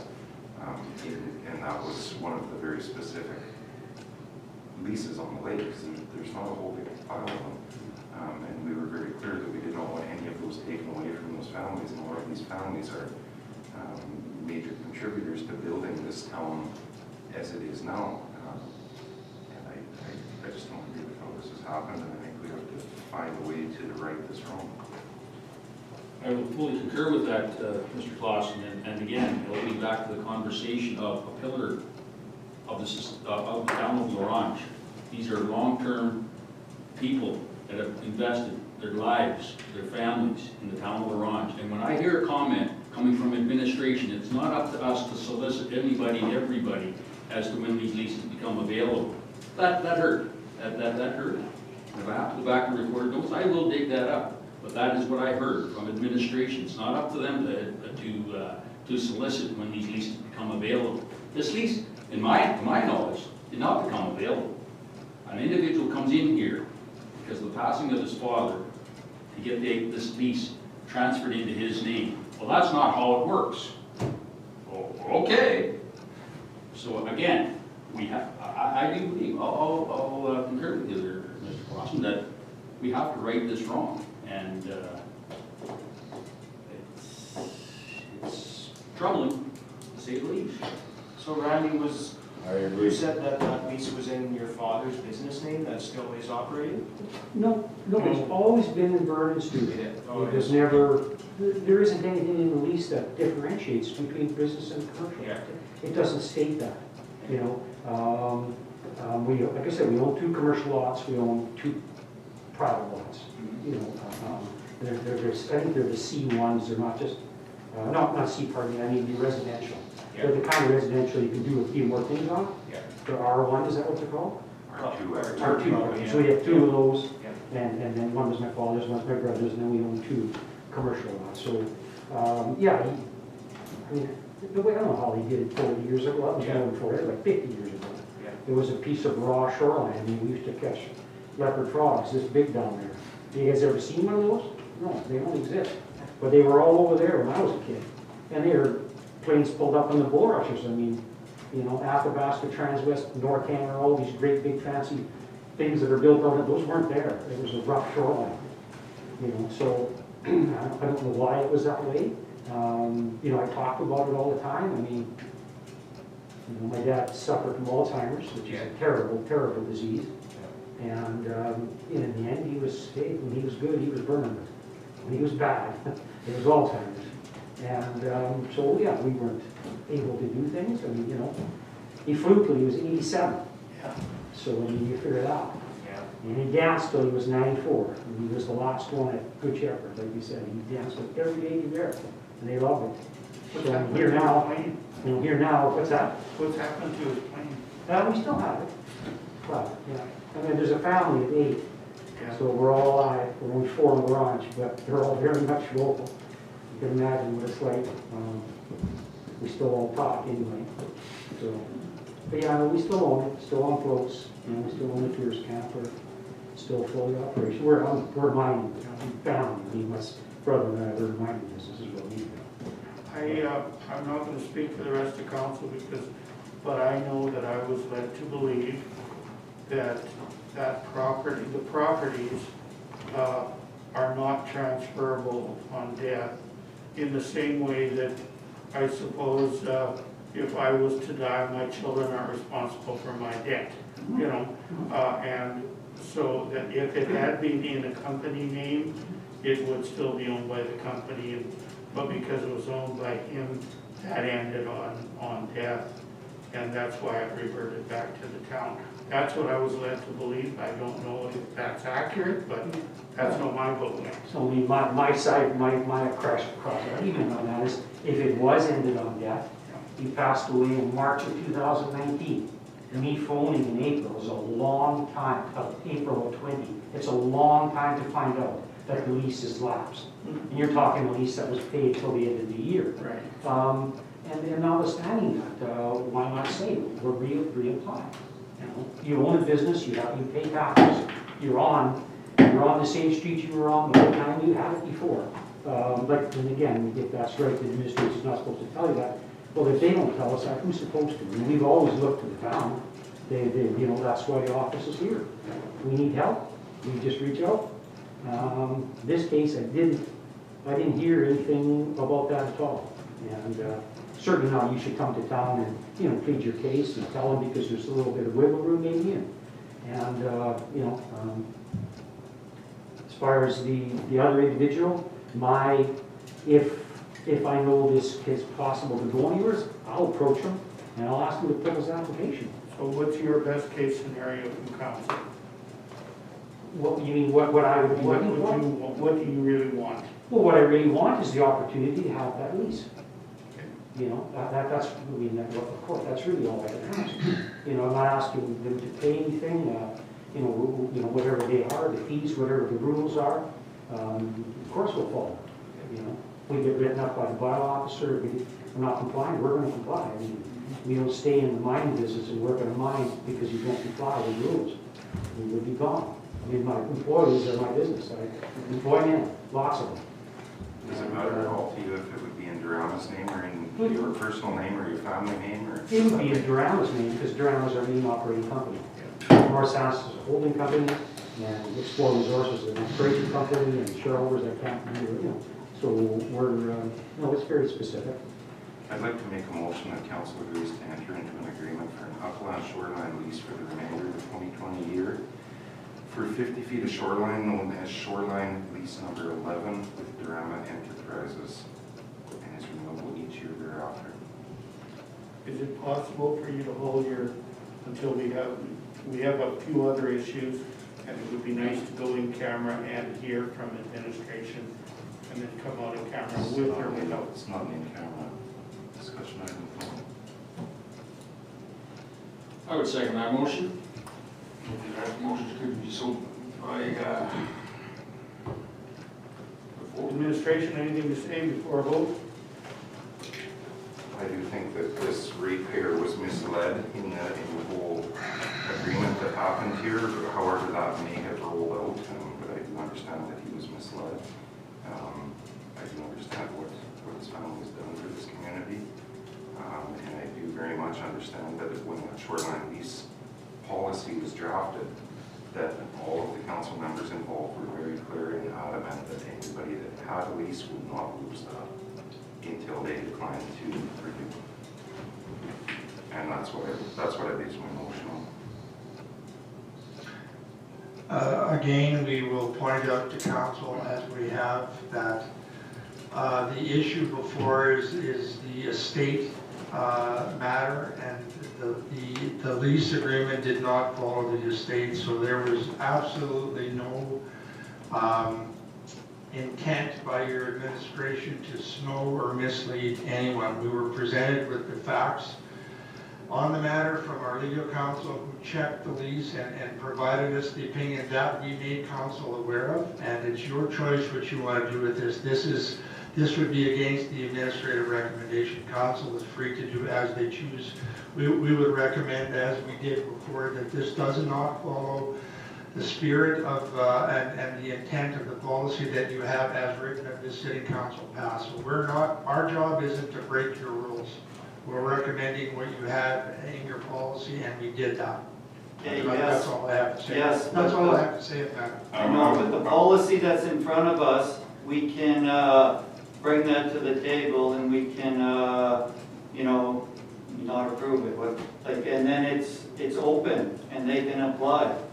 Like, it's like, there's something wrong happened here that I get the estate thing, I get what you told us, but it would have been, you're having a conversation with the guy, Randy, put it into Rama's name and apply. Because that's what the other person did, and they never had that chance, and that was, you can't have a lease for 60 years and then all of a sudden, bang.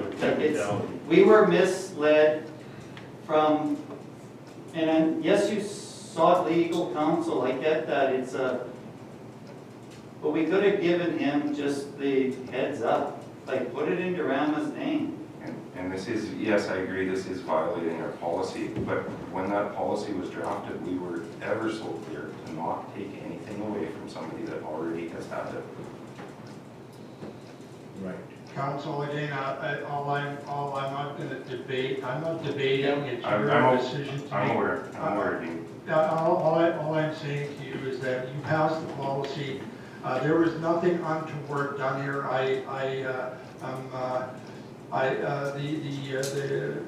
The innuendos that we've done something untoward or behind closed doors was never the case here at all. And you've heard the delegation tonight, fair enough, and we've given you our perspective, and that's it, decide. Okay, there's a motion, or he's made a move. I have a question though that I would have asked in camera, but since this is about here, what I would like to know is, you have already made some movement toward leasing this out already. At what point are you at? Has it been signed? Is the town looking at a lawsuit now from the next guy? Can't be until we approve it. Yeah. I just want to be sure. There'd be nothing formally approved by council. The matter before you. You asked for information which we have provided, and now there's another motion before you. What we don't know is whether this, because this is the first we heard of the motion and the intent of it, we've had no opportunity to provide any comment whether this is good, bad, or indifferent to council in terms of what you're doing here tonight. I have no opinion on that until we actually review it. But you have not signed anything with Correct. the other part? Okay, correct. Okay. Will the motion and all pass the table 810? I don't know, table 810, we should deny it, because then it's open for them to apply. Yeah, that's right. Like, we should deal with 8.10 first, I think. Maybe you're right. I know there is, but Because otherwise to me, that would make more sense. we should. Yeah, that would make sense Okay, procedure. I will repeal that motion for the time being, and we can move on to 810. Okay. Just to be clear, that the resolution was brought forward recommended from committee to council, so if council's not in favor of it, then get a mover and a seconder and defeat it. Yeah. I move that that council agrees to enter into agreement for the upline shore lease for the remainder of 2020 year, 50 feet of shoreline, known as shoreline lease number 11 with Evans Plumbing and Heating, renewed each year thereafter, subject, does not continue to change, associated with a lease permit, 2 months. I'll second that. Okay, so the motion is to do that, right? Yeah. So, Pass the vote. all those in To favor? do what? Ask for a recorded vote. for This is a this. recorded vote. What's it gonna do? The motion happens- is to allow the lease to happen,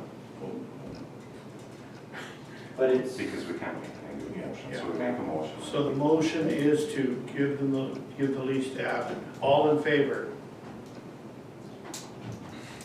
Against? Motion is defeated. Okay, now we'll go back. So now I will bring back my motion that council agrees to enter into an agreement. Matt, I don't, like, they have to apply. Now, he's been given the right to I apply. would like to make a motion. that But if he council hasn't agrees applied? to enter into an agreement with an upland shoreline lease for the remainder of the 2020 calendar year. The 50 feet of shoreline known as shoreline lease number 11 with Durham Enterprises. I will second that motion. Any further discussion? I think we will run two along here. Okay, all in favor? I think we did. Outstanding family. What did you say, Alex? I agree we need to fix the right and wrong, but I don't think this is, Yeah. How would you propose them? I think we need to clarify in our policy. That too. If this is, it's open right now, right? We have the choice of whether to enter into agreement with anybody. That too, but I think this family's had that lease for 60 years and I think they should keep it. I'm not disagreeing with you. Yes, I They're the ones who totally, make but the policy. that They're is just not what is changing enough. put in front of us to now. Until Durama applies, we have to, when Durama applies, council will vote to approve it or not approve it. Like that's, we just, Because the options before were to turn it into green space, and we had that choice, right? So we still have, you still hold it out at the end of the day, right? Well, potentially not, you got the Bolton Council coming in here within That's right. 2 week period. So there's a motion on the floor, seconded by myself. And you gotta keep in mind that. That's the reason I wanna deal with it. Start all We gotta over bring again, in with all this council. information again. Are they- You're gonna have to come and meet the new council too, obviously. Okay, there's a motion on the floor. All in favor? I agree that there was a wrong. I will say that I don't think we should have closed the debate on that question yet. Okay, then. What else? Yeah, no, I do agree that there was a wrong there, I just don't know the way that this is all transpired, I don't know if that's the right way to go about it. To give back what we just took away. That's what I'm trying to do. I'm trying to give it I back know. to a family that's had it for 60 years and it should never have left that family's Yeah. name. And it did because of our policy that something was not correct. And, okay. That's it. All I can say is that as part of the municipal government, we have a process, we have accountability and be transparent. Right now, we don't have a paper application for that lease from the person that this motion is speaking to. So if we're trying to follow the proper process is to have the application. Although we have heard verbal agreement that it's happened tonight He has a lease in his. from 2019, He's there.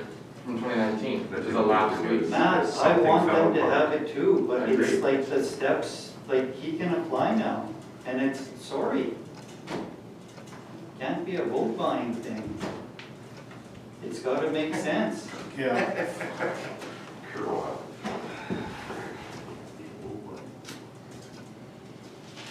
I think, Pretty sure we're losing the vote actually, so I think you were right. that's not where I'm Glenn. going from. I'm trying to be honest here. Okay, so how far are we gonna go with this? There's a mover and a seconder on it. Okay, so what is the motion? Basically the same thing that we had seen shoreline lease number 11, but substitute Avon Heating and Plumbing with Durham Enterprises. Okay, so all those in favor of giving the lease for the next 2 months to them? Are you in favor of, put your hands up, Yes, I'm in favor. for 2 months? And then it gets renewed in around the name, yes. Okay, against?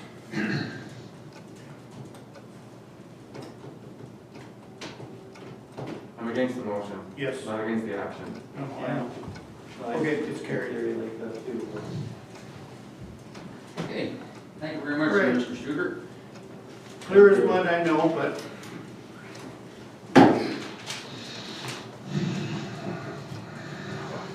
You didn't win that one. okay.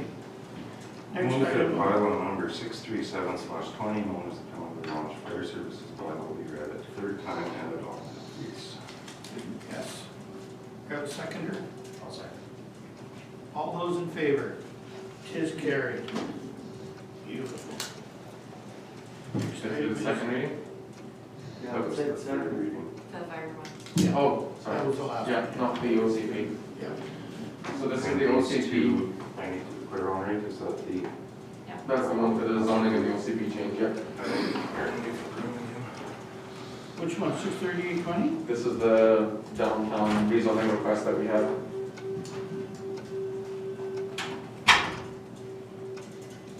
What about 63820? That was the first That's the second reading, and then it'll be the third reading to, right, Allison? Correct. Okay, so it's the second and third reading of that OCP and the zoning bylaw. one. Okay, since I don't have a copy of it here, Bylaw 639/20, 638/20. And 9.2. okay. We have a mover. The bylaw 63820, being a bylaw of Town of London, Province of Saskatchewan, to amend bylaw 571/16, known as the official community plan, be read for a second time. Seconder, okay, Amen. all in favor? Tis carried. Okay, we'll do it again. Adoption, 63820. Somebody want to read that again, please? Bylaw 63820, being a bylaw of the Town of London, Province of Saskatchewan, to amend bylaw 571/16, known as the official community plan, be read for a third time and adopted. Have a seconder? Yeah. Thank you. Sure. All in favor? It is carried. Next one is 63920, Town of Ron zoning bylaw. That's the second reading.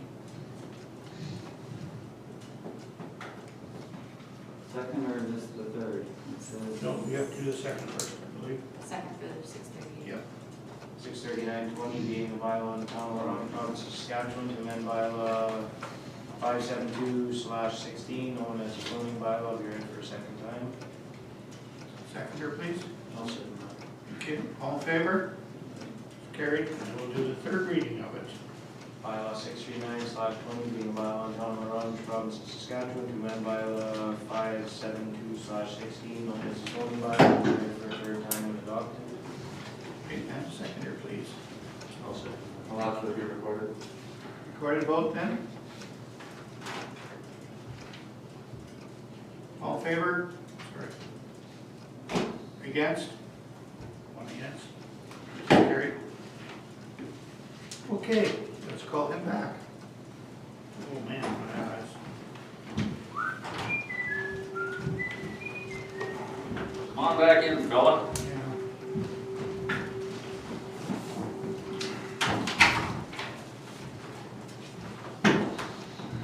We're in section 10 already. First one is the furnace replacement. Everybody had a look at that. Here are some prices. We still replacing the furnaces a year or what? Yeah. 3 years. Do we need 3 furnaces in here, Dean? Like, is that something you could have the plumber look into when they come in here? Like, We could, I'm told that he did come in and fix them and, they're kind of running on life support at this point is what I'm advised, so that was the information that I was given on it. no, I agree with you there, but like, we've been trying to get furnaces for 3 years in here, but I'm just saying, one is gonna do this side and one's gonna do the library side, so to me, that's 2 furnaces. Why do you There's have 2 3? in this side though. I guess, Do we need 2? I guess we could maybe reword that to replace the heating appliances in the Because I don't know building if to a we more need 3. efficient system, and then they can decide Yeah, what they want to quote.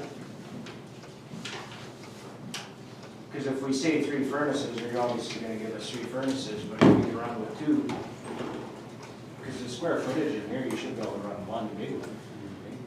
Except that there's a double package here, I think. There's And air that's one chambers as well. motion, and then there's the ventilation, Yeah. the preheat system too, so.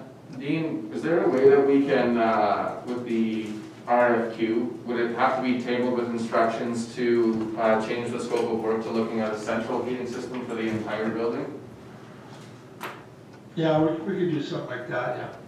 Okay, if we can do something like that, I will make the motion. You can. Has to be separated. It is a central heating system already. So what are you gonna tell them, put a central, it is a central heating system, they got, it's in, So we can just I don't word it know what those options to replace the heating system. a more efficient system. But you can't have one for both because it's 2 separate entities. Excuse me, somebody explain, why is it not They get their own, efficient now? It won't work. Because they got 3 furnaces heating such a small building, is where I'm losing gals and stuff. So to me, you should be able to have one run this side, one run that side. Exactly. So if we just reword it to replace the heating appliances in the building as needed, so due to building code, it can't be one? we can't share air between different office areas. That's That's true. true. That is true. Yeah, that's what happened in Kiganek, you're right. There's 3 in here now, is there? There's a separate heater for the Head Start program, or we see that, right? Yep, Okay, and we well, have 3 if that's- different ones. If that's insight from Yeah. somebody that knows how it's built, then I have no problem. I never knew why I until will now. withdraw my motion. Yeah, I never knew now why until now. I'd be fine with it, but yeah, just reword it to replace the heating appliances as needed. Okay. I'll second that. Seconder, all in favor? Aye. Is carried. Okay, get my glasses on, see what's next. Same motion please for the ventilation system, the preheat. Similar, I would suspect. It's gonna be based off the furnaces, obviously. Right. And so Okay, one seconder please. All in favor? Aye. There, is Right carried. there. Okay, we're getting rid of lots of vehicles, and there's some equipment in the pile and a few chairs as well. Everybody had a look and see all the, And this is just moving to put that up for all facilities. yeah. I'll move. Can we sell our junk? I just have a question, but I'm still in favor of this. When all these vehicles are impounded, do you suppose, there's a bank still owes money on them? What happens? Do you tell them, or does it matter, We've done a checking if there's any liens or anything on them, so that's all I can tell you. Like in terms of what's ownership of it, it's been determined that the ownership has lapsed on those and that they're eligible, be given a period of time for public auction like we're doing. Just a point of interest, is the town impound lot a RCMP, is that where they store their, no? With the addition of the fence that we put on, we actually have more of a controlled area for an impound now than we had in the past, so, at this point, it kind of is what it is.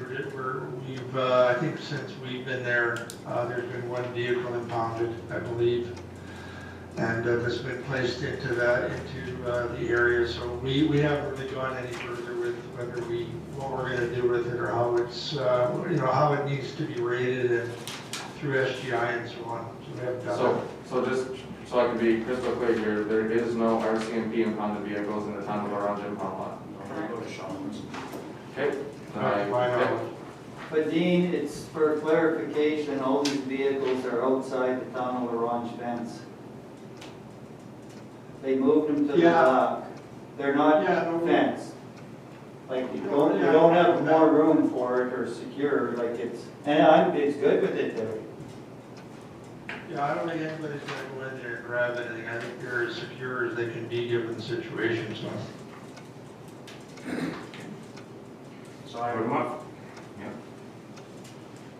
Hoover, I would- seconder? Seconder, please. I'll say. Okay. All in favor to get rid of the junk? It is done. It is carried. Next item is computer replacement. Man, what a list. What do you see? so is this going out to tender? It has. Go ahead, Larry. No, I was gonna say there's a few prices obtained, sometimes more. You can see them actually at the end of the attachment to the report. Oh, okay. Looked at Staples, New Egg, Best Buy, and then the Source here. And Town Source came up with the best overall price. We did? Source. The only local one. I'll move to go ahead with the computer replacement. All in favor? Against? Oh, sorry, in favor? Okay, in favor, okay. Everybody is. Here we go. Staff, thank you. That's all I'll say. Okay. Next item is the fuel. It says fuel management, but this is to get rid of bush, right? I'll move to accept the fuel management plan. Second that motion. Okay. All in favor? Yeah. Is carried. One question I have before we get off the fuel management. Is this gonna be done quicker than what they promised us the last time in town? Because I don't think they've turned a wheel on it yet. I'm told that they're waiting for the resolution tonight to pass the agreement and they'd be going, it's shortly after that is what we're going. Okay, because they were supposed to do it behind. 18 months. That's what the time. I think that, if I'm not mistaken, I believe in the New North meeting that we had between, There's the problem. New North was in charge of the administration of that, and I believe that they had said that the initial plan was an 18-month rollout. Now, to be fair, it's one FTE that's doing all the work for every single fuel management, so it's a little tougher to the capacity build that quickly. So for me, I would say that if there's a direct timeline, I can't answer that question, but I do know in the original discussions, they said phase one was supposed to happen in the first 18 months. And we gotta be close to 18 months from when that was actually rolled out. Because I think it was the fall of last year, so I think we're there now. But, I mean, the nice thing is it is winter now, and if we get the motion approved, then it could be starting tomorrow, right? So, Okay. Okay.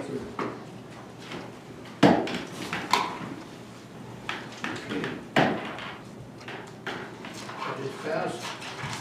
Next item is the tax enforcement list. We have a new one. The updated one, yes. Yes. point of interest on this, if there is any person on here that may be family members or whatnot, would a council member have to declare on this motion? No, because it's the same as if you're doing something for your whole street. At least I believe that anyway. Do it on an individual basis, are you? No, we're just improving the whole works. Yeah, I'll move that we go ahead with this tax enforcement procedure. Seconder, I see. all in favor? I don't even know whose property these are. Guess it doesn't matter. It doesn't particularly. Next item is the purchase of the skid steer. Boy, that's gonna be tough for discussion, I bet. You want to start there, Rex? You want to start? Yes, you wanna start? Who does? I'm against it, just so you know. Keep going. I'm not in favor of the town's recommendation based on the information that was provided, but bottom line, they want to buy a more expensive piece of equipment just because they think it's a good idea. my case. I've reviewed this quite extensively and do have knowledge in this area here, and what the administrative recommendation is, I do oppose as well. Going through this and having owned many of these in previous years, I would be more in a position to award to the case dealer. It's a better machine than the John Deere. It's cheaper, it has more horsepower, and it has more warranty. It seems like a no-brainer to me from someone that actually knows what this stuff does. And it does meet the one contentious issues that they brought forth to the administration and now to ourselves. There's the issue on the rate of flow gallons per minute on the hydraulic system. It exceeds, the particular case piece equipment exceeds the rate of flow of any of the equipment that is sitting in the town of Orange compound right now. A snow blower that's been sitting there for, oh crazy, 9 years, haven't even taken the paint off of it. It meets them requirements also. So, don't know how or why these characters are coming up with what they're coming up with, but that was my case. So there are any issues with the dump height and stuff like that? Like, I don't. Reserves went that much higher than these? Most things pivot in the same place anyway, within inches, it's It's the exactly, vertical. it's It's the not, vertical you dump. want it to go to the middle of the box, you know, instead of dumping right here. Yeah. You know, they gotta know these things, you can't just say, oh, I like this one here, so I'm gonna get it. And like Huey said, why do we want high pressure? We don't have a piece of equipment to run. Yeah, put too much power to something, you just blow it up anyway, but that particular case machine is rated to run the equipment that we have, so. In the future, I don't know why we wouldn't say to 2 or 3 companies, whatever, this is what we're gonna do with this machine. Let them build one Give us a for us. machine that'll do it, and they know, they're the experts. Instead of, I don't understand it. So what does somebody want to do here? I'll make a motion to award the skid steer purchase to Red Equipment. As the case dealer? That's right, yeah. I will second that. Okay. It's, Any further discussion? just further, it's cheaper, it's under budget, it has more horsepower, it's a bigger machine, and we better value than what the recommendation was, so. Did men want to check pipe in here? No. No? Okay, so there's a motion and a seconder on the floor. All those in favor? Against?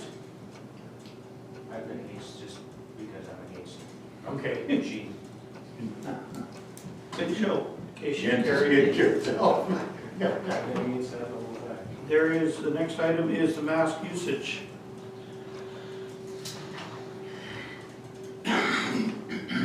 Just looking at, oh, there it is. And now I lost it. Mask usage policy, have we seen it? Anybody want to discuss it, or are you just gonna go ahead?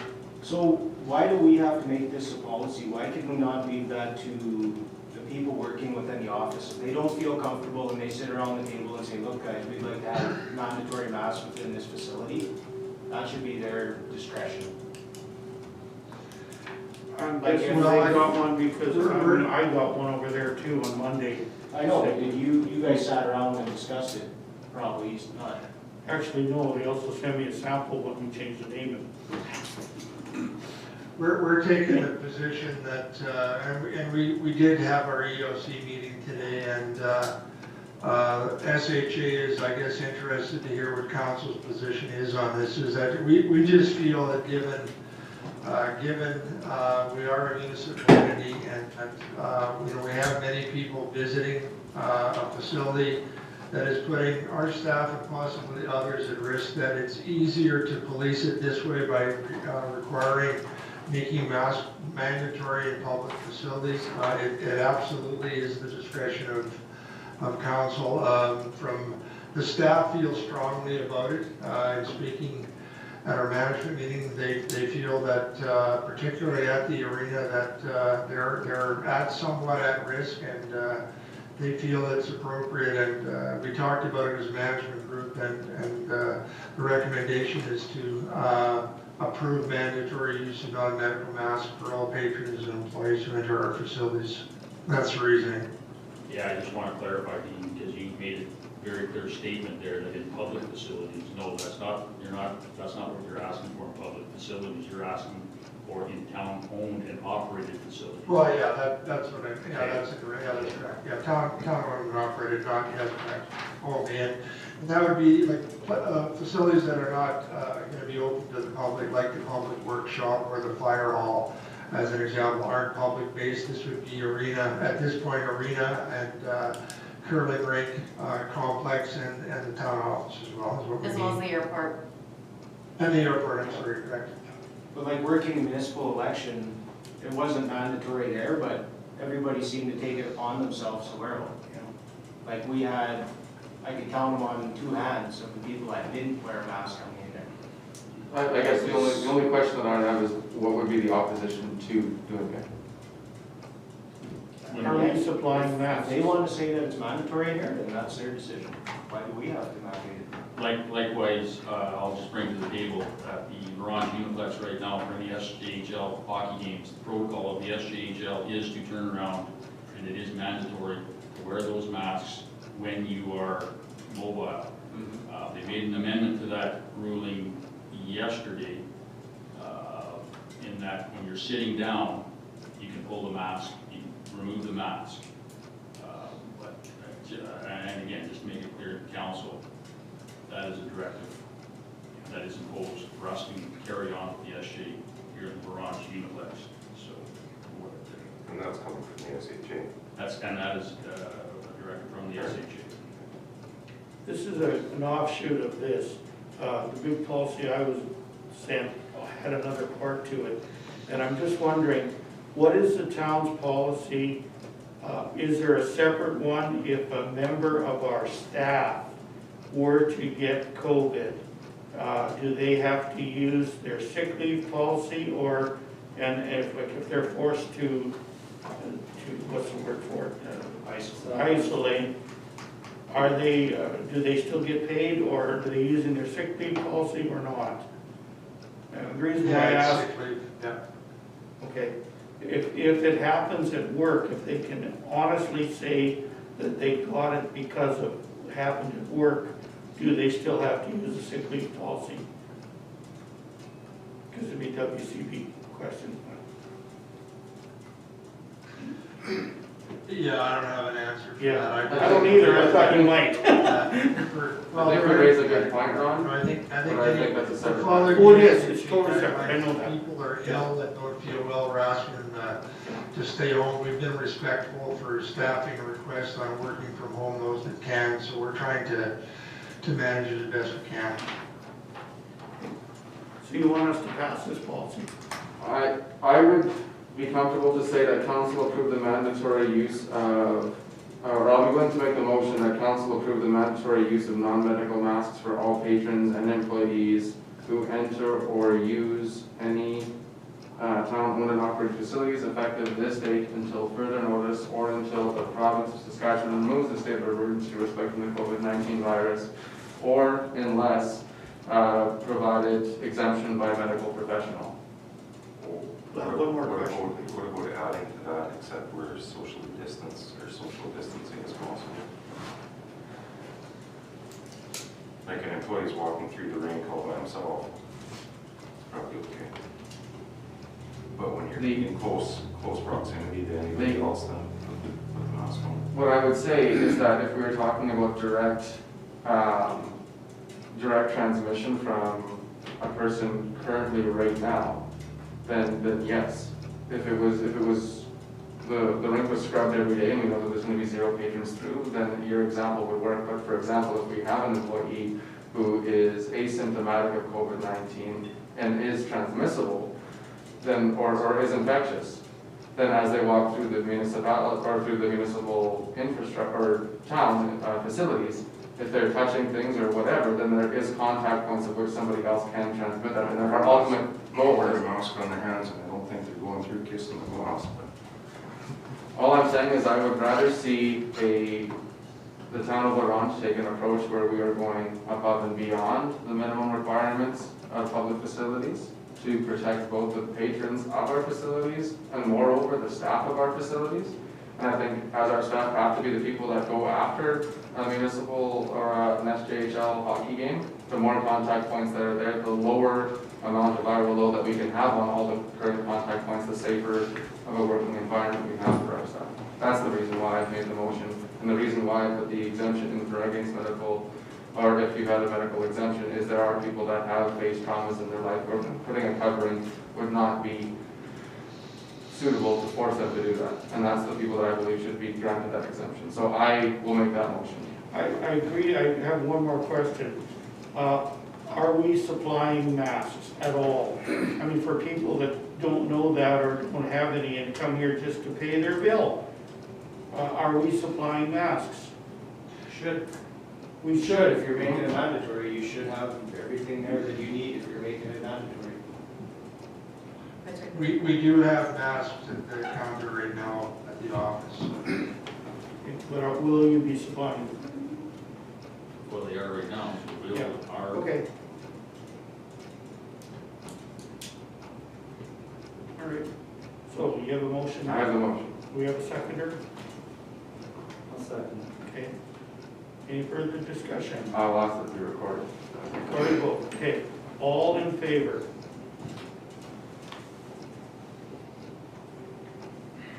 Against? 2. Okay. It is passed. So the last item here is a barrel disposal policy from the airport. Disposal of diesel and crack sealing oil barrels.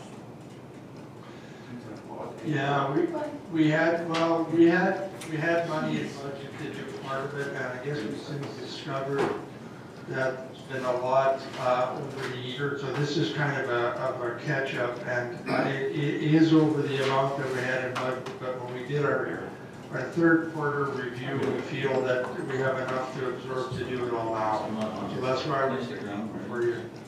Just to add, Dean, our airport manager is available via Skype if you would like to engage him in the discussion at all, just to point that out. So, am I right? Is this gonna cost us $24,000 or $5,600? 24,240 Get rid of the whole barrels. Well, we just offer them and somebody come and take them. Some of them are half full of hardened product in them. Well, they can spend time. Can we make it mandatory that it leaves this community? How can they do it cheaper? Make it mandatory it leaves this community? I didn't realize it was going to tender. When did this go to tender? Or RFP'd, or RFQ'd, or RF somebody? Jesus. This is absolutely. And that's a low quote. Yeah, Skype the guy up, and I want to get him to answer to this. This is ridiculous. Jesus Christ. So you see this other guy here, he gave us a COVID-19 relief discount. Yeah, it was still $37,000. $36,000 to get rid of some drums with a little bit of frickin' How many residual drums are product we in it. talking? Doesn't say. Yeah, they're always the Do one. that. You turn around and you Center column, first number. Oh, start right. by taking it to the recycle joint, and then you phone up a scrap metal dealer to get rid of the drums. 78, 178, 180, No, but they're, 200. it's 206 solidified in barrels. there. Isn't that what? That's they're what I saying? read in some of them. Yeah. Some. It's all the fuel or everything that's in these drums, is it? There's or something? well, there's some residual of diesel, some crack seal product in it. Like these guys are trucking, some of them are trucking it right from Saskatoon, coming up here from Saskatoon for $36,000. Oh, gee. Hey there, Jim, how you doing tonight? Not too bad, yeah. So what are your thoughts on these two quotations to remove some drums? Because there's a few colorful thoughts going around the table here. Yeah, that's an understatement.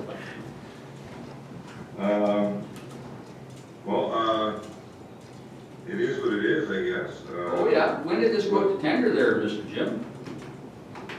Uh, about the tender, I just phoned around a bunch of companies, and I was only able to get, there was only 2 companies that were willing to do anything about it.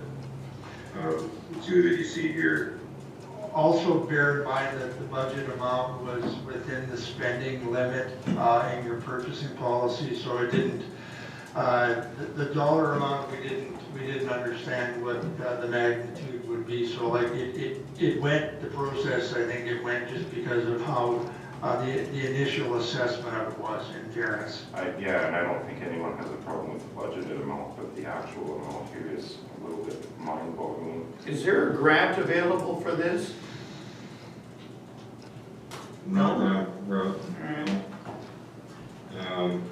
Yeah, as Dean pointed out, well, between the 2, between Public Works and the airport, there was a combined budget of, what I had the number there, was it 6,100 or something like that? Yeah. Yeah, 56, almost $5,700. And that was based on, a couple of years ago, I looked into this, and I was talking to a number of companies at that time. I was given an estimate of in the $30 range per barrel. But what we didn't realize until I looked into it again this year is that the EC 101 crack sealing oil is, as you can see in that chart there, the best price that the 2 companies were willing to give me a price, the best price they were able to is $295 a barrel for the EC 101 oil. So that's where the surprise came in. And yeah, that's what they just what it is. The town of LaRoche been sitting on these barrels for quite a while. I don't know how long, where it came, you know. I know that in the 8 years I've been here at the airport, we have used the EC 101 barrels that we've purchased on an annual basis. We've used them up. If you recall in my notes there, the majority of these barrels came out of the bush, in the public works yard. Stashes, I'm not aware of how long it's been sitting there. They've been accumulated over the years, and now we're stuck with them. And unfortunately, EC 101, for whatever reason, that's what it costs to have them disposed. Is anything leaking, Jim, or is it any sort of an environmental concern just to keep them for a little bit of time and see if maybe we can find a more cost-effective way of disposal? They're not leaking, but like I said, I don't know if there's another way out. I looked into it, and this is what I've been told, is that EC 101 oil, for whatever reason, some of the process that's involved, I don't know what it is, but yeah. I recommend to table this for now and continue to store them while looking for another option, because this is. I don't know what the difference too is in oil we're expensive. talking about. Is it just used oil? EC gets his for crack seal. Now, I'm in a bit of a predicament because this information's been divulged, and we've been dealing with recycled diesel, recycled oil, recycled, and I will look into EC 101, but now I guess I gotta talk to my lawyer about some of the things around this table, because every time I get involved with something, I get operational, and this, to me, seems awfully ridiculous to turn around and spend this kind of money, $8 a drum to get rid of a drum, when there's value added in that at a metal recycler, you know. But I guess maybe I'm gonna seek advice from administration. What does an official do sitting around this, an elected official sitting around this table do now that I've been privy to this information? I feel it's my obligation, my duty to look out for the best interest of the taxpayer, and I'm looking at this, I can't, here I gotta just I keep shaking my head, this is ridiculous. So you honestly feel it would be a lot cheaper? Most certainly. Yeah, and so do I, sorry. That's why I feel unfortunate that this didn't go to an RFP somewhere within the town system. Again, I appreciate what you did, Jim. You went out on your own and you talked to the GLF people in Saskatoon and the local. So I guess I can say names because they're on a piece of paper here, but I appreciate that, Jim, but wow. I'm saying, and we certainly could delay this and put it out to RFP, but as pointed out already, when I went about this, because I thought I was looking at around a $5,000 budget, you know, so that's why I took the idea. And this is all I'm saying is this is what we found out so far. So, you know, that's what I mean by it. It is what it is at this point. If you want to, you know, take it to that next step and go to RFP, because the dollar amount, it's over $20,000, at least it looks like in this case. Yeah, I understand that. Yeah. Honest mistake kind of thing. With that dollar value, I think we have to, right? It Yeah. comes in cheaper, but if we get an RFP. It's over 10,000, so it has to come to council, but it's not over 75,000, so for goods and services, it does not have to legally go to tender. The limit for council is between 10 and 75,000 under the newest partnership agreement. I'll move to table this for now and direct administration to look for cheaper options of disposing these barrels, store them for now, R&D, whatever that solution might be, but if we could just look for some other solutions, because this is a little bit crazy. Okay, we can do that. Shall we have a break? Because we No, now. just a movers or. Not moved, I'll second. Seconded. All in favor, tabling it? That is done. Okay, Thank you. let's have a quick break. Thanks, Jim. Can I make a statement first, Ron? Sure. I just wanted to address my fellow councilors and mayor and thank you for your last 4 years of service. It's been quite an adventure. The last 4 years, there's been some up and downs, and the road has been a little bumpy from time to time, but I think we can all look up and appreciate some of the positive things we do, and I for one am proud to have been around this table for the past 4 years. So anyway, thank you all for that, and some of us are pursuing a little further in municipal politics, and we just like to wish you all the best in your endeavors. That's all. Thank you. Thank you very much. Huh? And if I can also make a statement, I'd like to thank the town of Oron staff. This is our last meeting of this council, and I know that in the last 4 years, we've put motions forward, and it's the town's job to operationalize what we've done, and I want to thank them for all their hard work and dedication that they've had to our cause here in the last 4 years, and thank them for their service as well.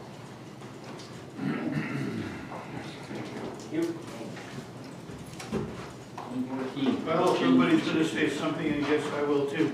This is my last meeting as mayor. I'm going to tell you honestly that when I ran for mayor, I did not know what the role was going to be like, given that I was the chair of the health region before, and there you have different rules on what you do and how you get involved with operations and how you don't get involved in operations. So, in all honesty, it's been a slice. I think we did quite a bit for the town in terms of saving money, but at the same time, boy, am I happy to be off. Sorry there. We do have, thanks for that reminder there, Del's, that regional waste management invoice. My apologies. Where is? It was the one that was handed out, last minute addition. My apologies, guys.